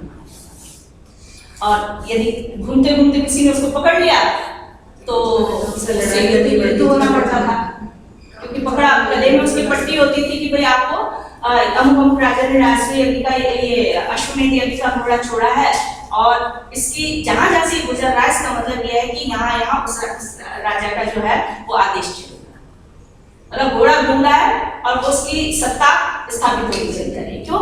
पहले से पता है कि अमुक राजा का है, तो कोई बैर मोल देना नहीं चाहता, तो जिसने पकड़ लिया इसका मतलब वो शत्रुता करना चाहता है, तो उसके साथ युद्ध होगा। जैसे राम का लव कुश के साथ हुआ था, राम के अश्वमेध को उन्होंने पकड़ लिया था। तो इसी तरह से बहुत सारे यज्ञ होते थे, उनमें राजसूय यज्ञ भी होता था, जिसमें राजा के जो राजसूय यज्ञ करने वाला होता था वो राजा के पास जाता था, कुछ जमीन मांगता था, सिंबॉलिक होता था वो, यदि किसके पास जमीन है तो भी उसको जाके मांगना पड़ता था। और संभवतः ये जो वामन अवतार है उससे संभवतः जुड़ा हो, क्योंकि वामन अवतार में उनको यज्ञ करना था तो बलि के पास भूमि मांगने चले गए थे। तो सिंबॉलिक चीजें चलती चली आ रही है। तो उसमें ये था कि द्यूत क्रीड़ा भी होती थी, और द्यूत क्रीड़ा में जो राजा होता था उसको विजयी घोषित किया जाता था। ये नियम था कि जीतेगा तो वही, क्योंकि राजसूय उसी के लिए चल रहा है। अभिषेक जब होता था तो राजसूय यज्ञ होता था, उसमें फिर उसको जीता हुआ बताते थे। हो सकता है कि यही प्रक्रिया कुछ करके पांडवों को बुलाया हो, और उसमें राजाओं को निमंत्रण स्वीकार करना पड़ता था, नहीं करते थे तो वो क्षत्रिय के धर्म के अनुरूप नहीं माना जाता। लेकिन यहाँ नाटक ना होकर वो सचमुच हो गया और उनसे कह दिया आप तो सब कुछ आ गया, जाओ। तो ये राजसूय यज्ञ का एक प्रकार रहा होगा। और 2 बार ऐसा युधिष्ठिर के साथ हुआ कि एक बार जुए में हारे, द्रौपदी का अपमान हुआ, फिर द्रौपदी ने जब संपूर्ण पूरी सभा को, जिसमें भीष्म भी बैठे हैं, द्रोण भी बैठे हैं, धृतराष्ट्र भी बैठे हैं, जब अपनी बात रखी, डांटा सबको एक तरह से, तो ये था कि जो संपत्ति थी वो वापस देनी थी। लेकिन दोबारा जब फिर सभा बैठी और उसमें फिर उनका जो हस्तिनापुर वगैरह था वो भी चला। मतलब ये हुआ कि भाई इनको कुछ जमीन दे दी जाए, ये अपना वहां पर राज्य बनाए और वहां पर शासन करें। तो इस द्यूत क्रीड़ा के बाद उनको इंद्रप्रस्थ दे दिया गया था, और यहाँ पर जंगल था तो उसको जंगल को काट छाट के उन्होंने अपना सुंदर नगर बसाया था। और उसके बाद फिर राजसूय यज्ञ किया युधिष्ठिर ने। उस राजसूय यज्ञ के अवसर पर फिर सब बुलाए, फिर जुआ बैठा। जो है वो जाल साज करता था या छल से उसने जीता। तो यहाँ पर ये उस समय की परिपाटी का अंग था और इसलिए राजकीय यज्ञ में उन्होंने जुआ हुआ खेला और फिर वही बात हुई कि फिर वो अभिनय ना होकर वो वास्तविक जुआ हो गया और उनको फिर सब कुछ खोजना पड़ा। इस बार उनको 12 वर्ष का वनवास और 1 वर्ष का अज्ञातवास मिला। तो इसलिए सभा पर्व के बाद का जो अगला पर्व आता है वो है वन पर्व। वन पर्व का मतलब उनका वनवास करना है 12 वर्ष का। तो जगह जगह घूमते रहे, जगह जगह ऋषियों के आश्रम में गए, पूरा भारत भ्रमण किया, अलग अलग जगह समय बिताया उन्होंने। और उसके बाद फिर विराट के यहाँ आके उन्होंने अज्ञातवास काटा। तो इसलिए अगला पर्व जो आता है वो है विराट पर्व। आदि पर्व, सभा पर्व, वन पर्व और विराट पर्व। विराट के यहाँ उन्होंने अपना स्वरूप छिपा लिया। जो युधिष्ठिर थे वो कंक बन के जो पासा खेलना इत्यादि राजा का मनोरंजन करने लगे। भीम रसोईया बन गया। सबने अपनी अपनी अलग अलग भूमिका ले ली और वो अपना काम बांटो करने लगे और 1 वर्ष तक छुप कर रहे। तो इसलिए विराट का जो पूरा समय निकाला उन्होंने छुप कर ही अपने रूप को छुपाकर, क्योंकि ये था कि यदि पहचान लिए जाते तो वापस 1 साल का वनवास, 12 वर्ष का वनवास और 1 साल का अज्ञातवास फिर झेलना पड़ेगा।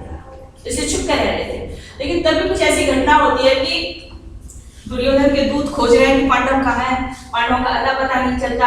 इसी बीच उनके गायों को जो है वो चुरा लिया जाता है, विराट की गायों को। और चुराने वाली जो सेना होती है, क्योंकि कहीं ना कहीं उनको ये आशंका हो गई थी कि पांडव कहीं क्या छुपे हैं। और आशंका का कारण क्या था कि जो विराट की पत्नी थी उनकी केश बनाना, बाल बनाना, ब्यूटिशियन जैसे हम कह सकते हैं, वो काम द्रौपदी करती थी। सैरंध्री नाम से रह रही थी वो।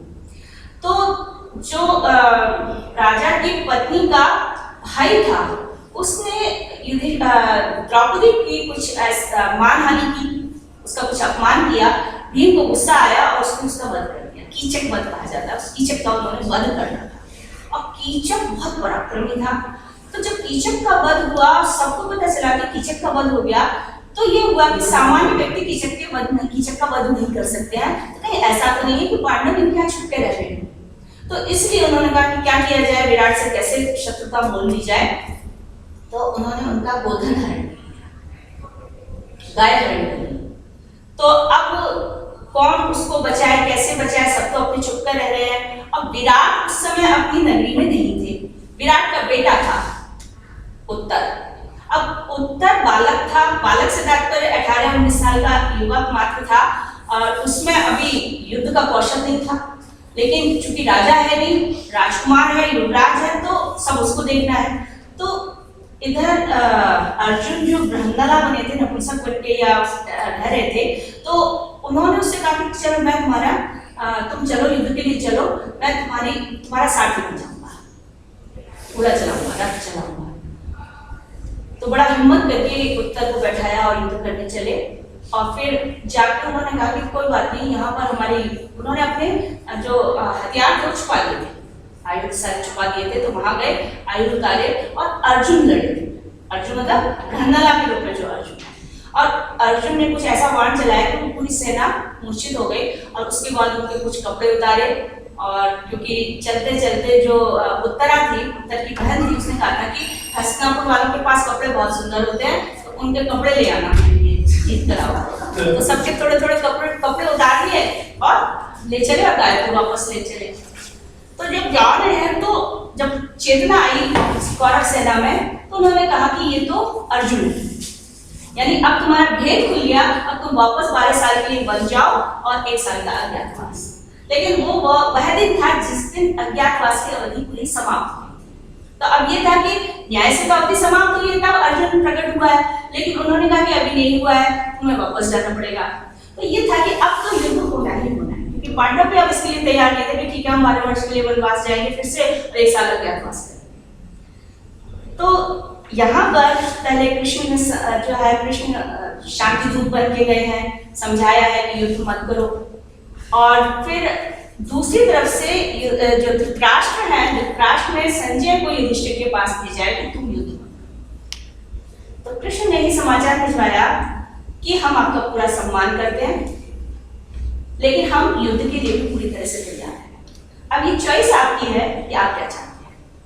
हमारा आपके प्रति सम्मान वैसा कि वैसा बना रहे, यदि युद्ध का अवसर ही ना आए तो हमारी जो शर्त है वो मान ली जाए, और यदि नहीं होता है ऐसा तो हम युद्ध के लिए भी तैयार हैं। संजय को जो भेजा था, संजय विराट के सभा में गया है, वहां पांडवों से विचार विमर्श हुआ है और उन्होंने अपना जो निर्णय था वो संजय को सुनाया है। संजय उस निर्णय को लेकर धृतराष्ट्र के पास आते हैं और बता देते हैं ये स्थिति है।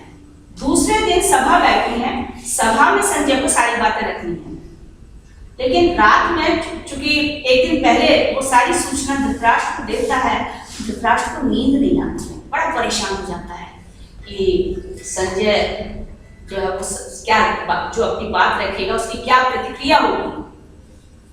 संजय की बात को भी पूरी तरह से वो समझ नहीं पाता, क्योंकि मोह से घिरा हुआ है, सोचने समझने की उसकी शक्ति खत्म हो गई है। तो जो कुछ संजय बोल के गया वो उसका पूरा गहराई से मन में भी नहीं समझ पाता है। चिंता में नींद नहीं आती है उसको। तो फिर वो अपने सेवक से विदुर को बुलवाता है और ये कहता है कि इस पूरे कुरुवंश में तुमसे ज्यादा ज्ञानी और कोई नहीं है, इसलिए तुम बताओ मुझे क्या करना चाहिए, क्या स्थिति है। तो जो उसने अपनी सिचुएशन बताई है, इस पूरे अध्यायों को एक प्रजागर पर्व कहा जाता है। प्रजागर पर्व जो मूल पर्व तो इसका जो है वो उद्योग पर्व है। विराट की सभा के बाद जो युद्ध होगा ये जब प्लानिंग होने लगती है तो उसको कहा गया उद्योग पर्व। अगला पर्व जो आता है वो उद्योग पर्व है। उद्योग पर्व से ये लिया गया है कि विराट का जो खंड है वो तो वही समाप्त हो जाता है जब सारे पांडव अपना स्वरूप में वापस आ जाते हैं, पहचान लिए जाते हैं। अब प्लानिंग चल रही है कि भाई युद्ध होगा या नहीं होगा। तो उस स्थिति में ये उद्योग पर्व मुख्य पर्व है। इसमें बीच के जो चैप्टर्स हैं उनके अलग अलग भाग हैं। तो विदुर नीति वाला जो भाग है 8 अध्याय उसको कहा जाता है प्रजागर पर्व।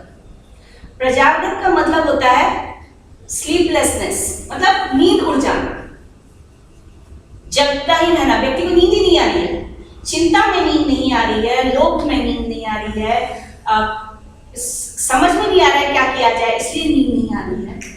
जिसको जैसे हम कह देते हैं ना डिप्रेशन में व्यक्ति चला जाए, उसको समझ में नहीं, चिंता भी होती है, वैसे चिंता ही है पूरी एक तरह से।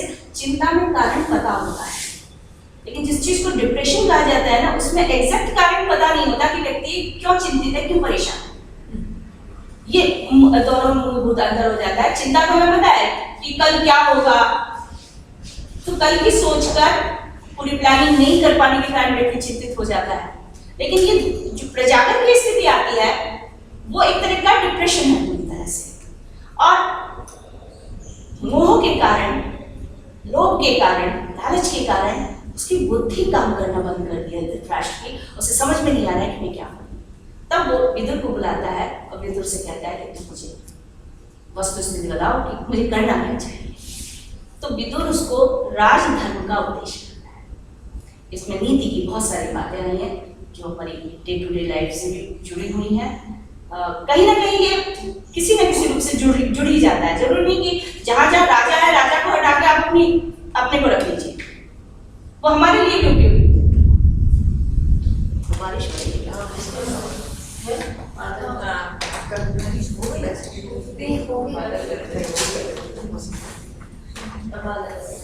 तो शुरू में तो वही भूमिका इन्होंने दी है। समय है क्या मेरे पास?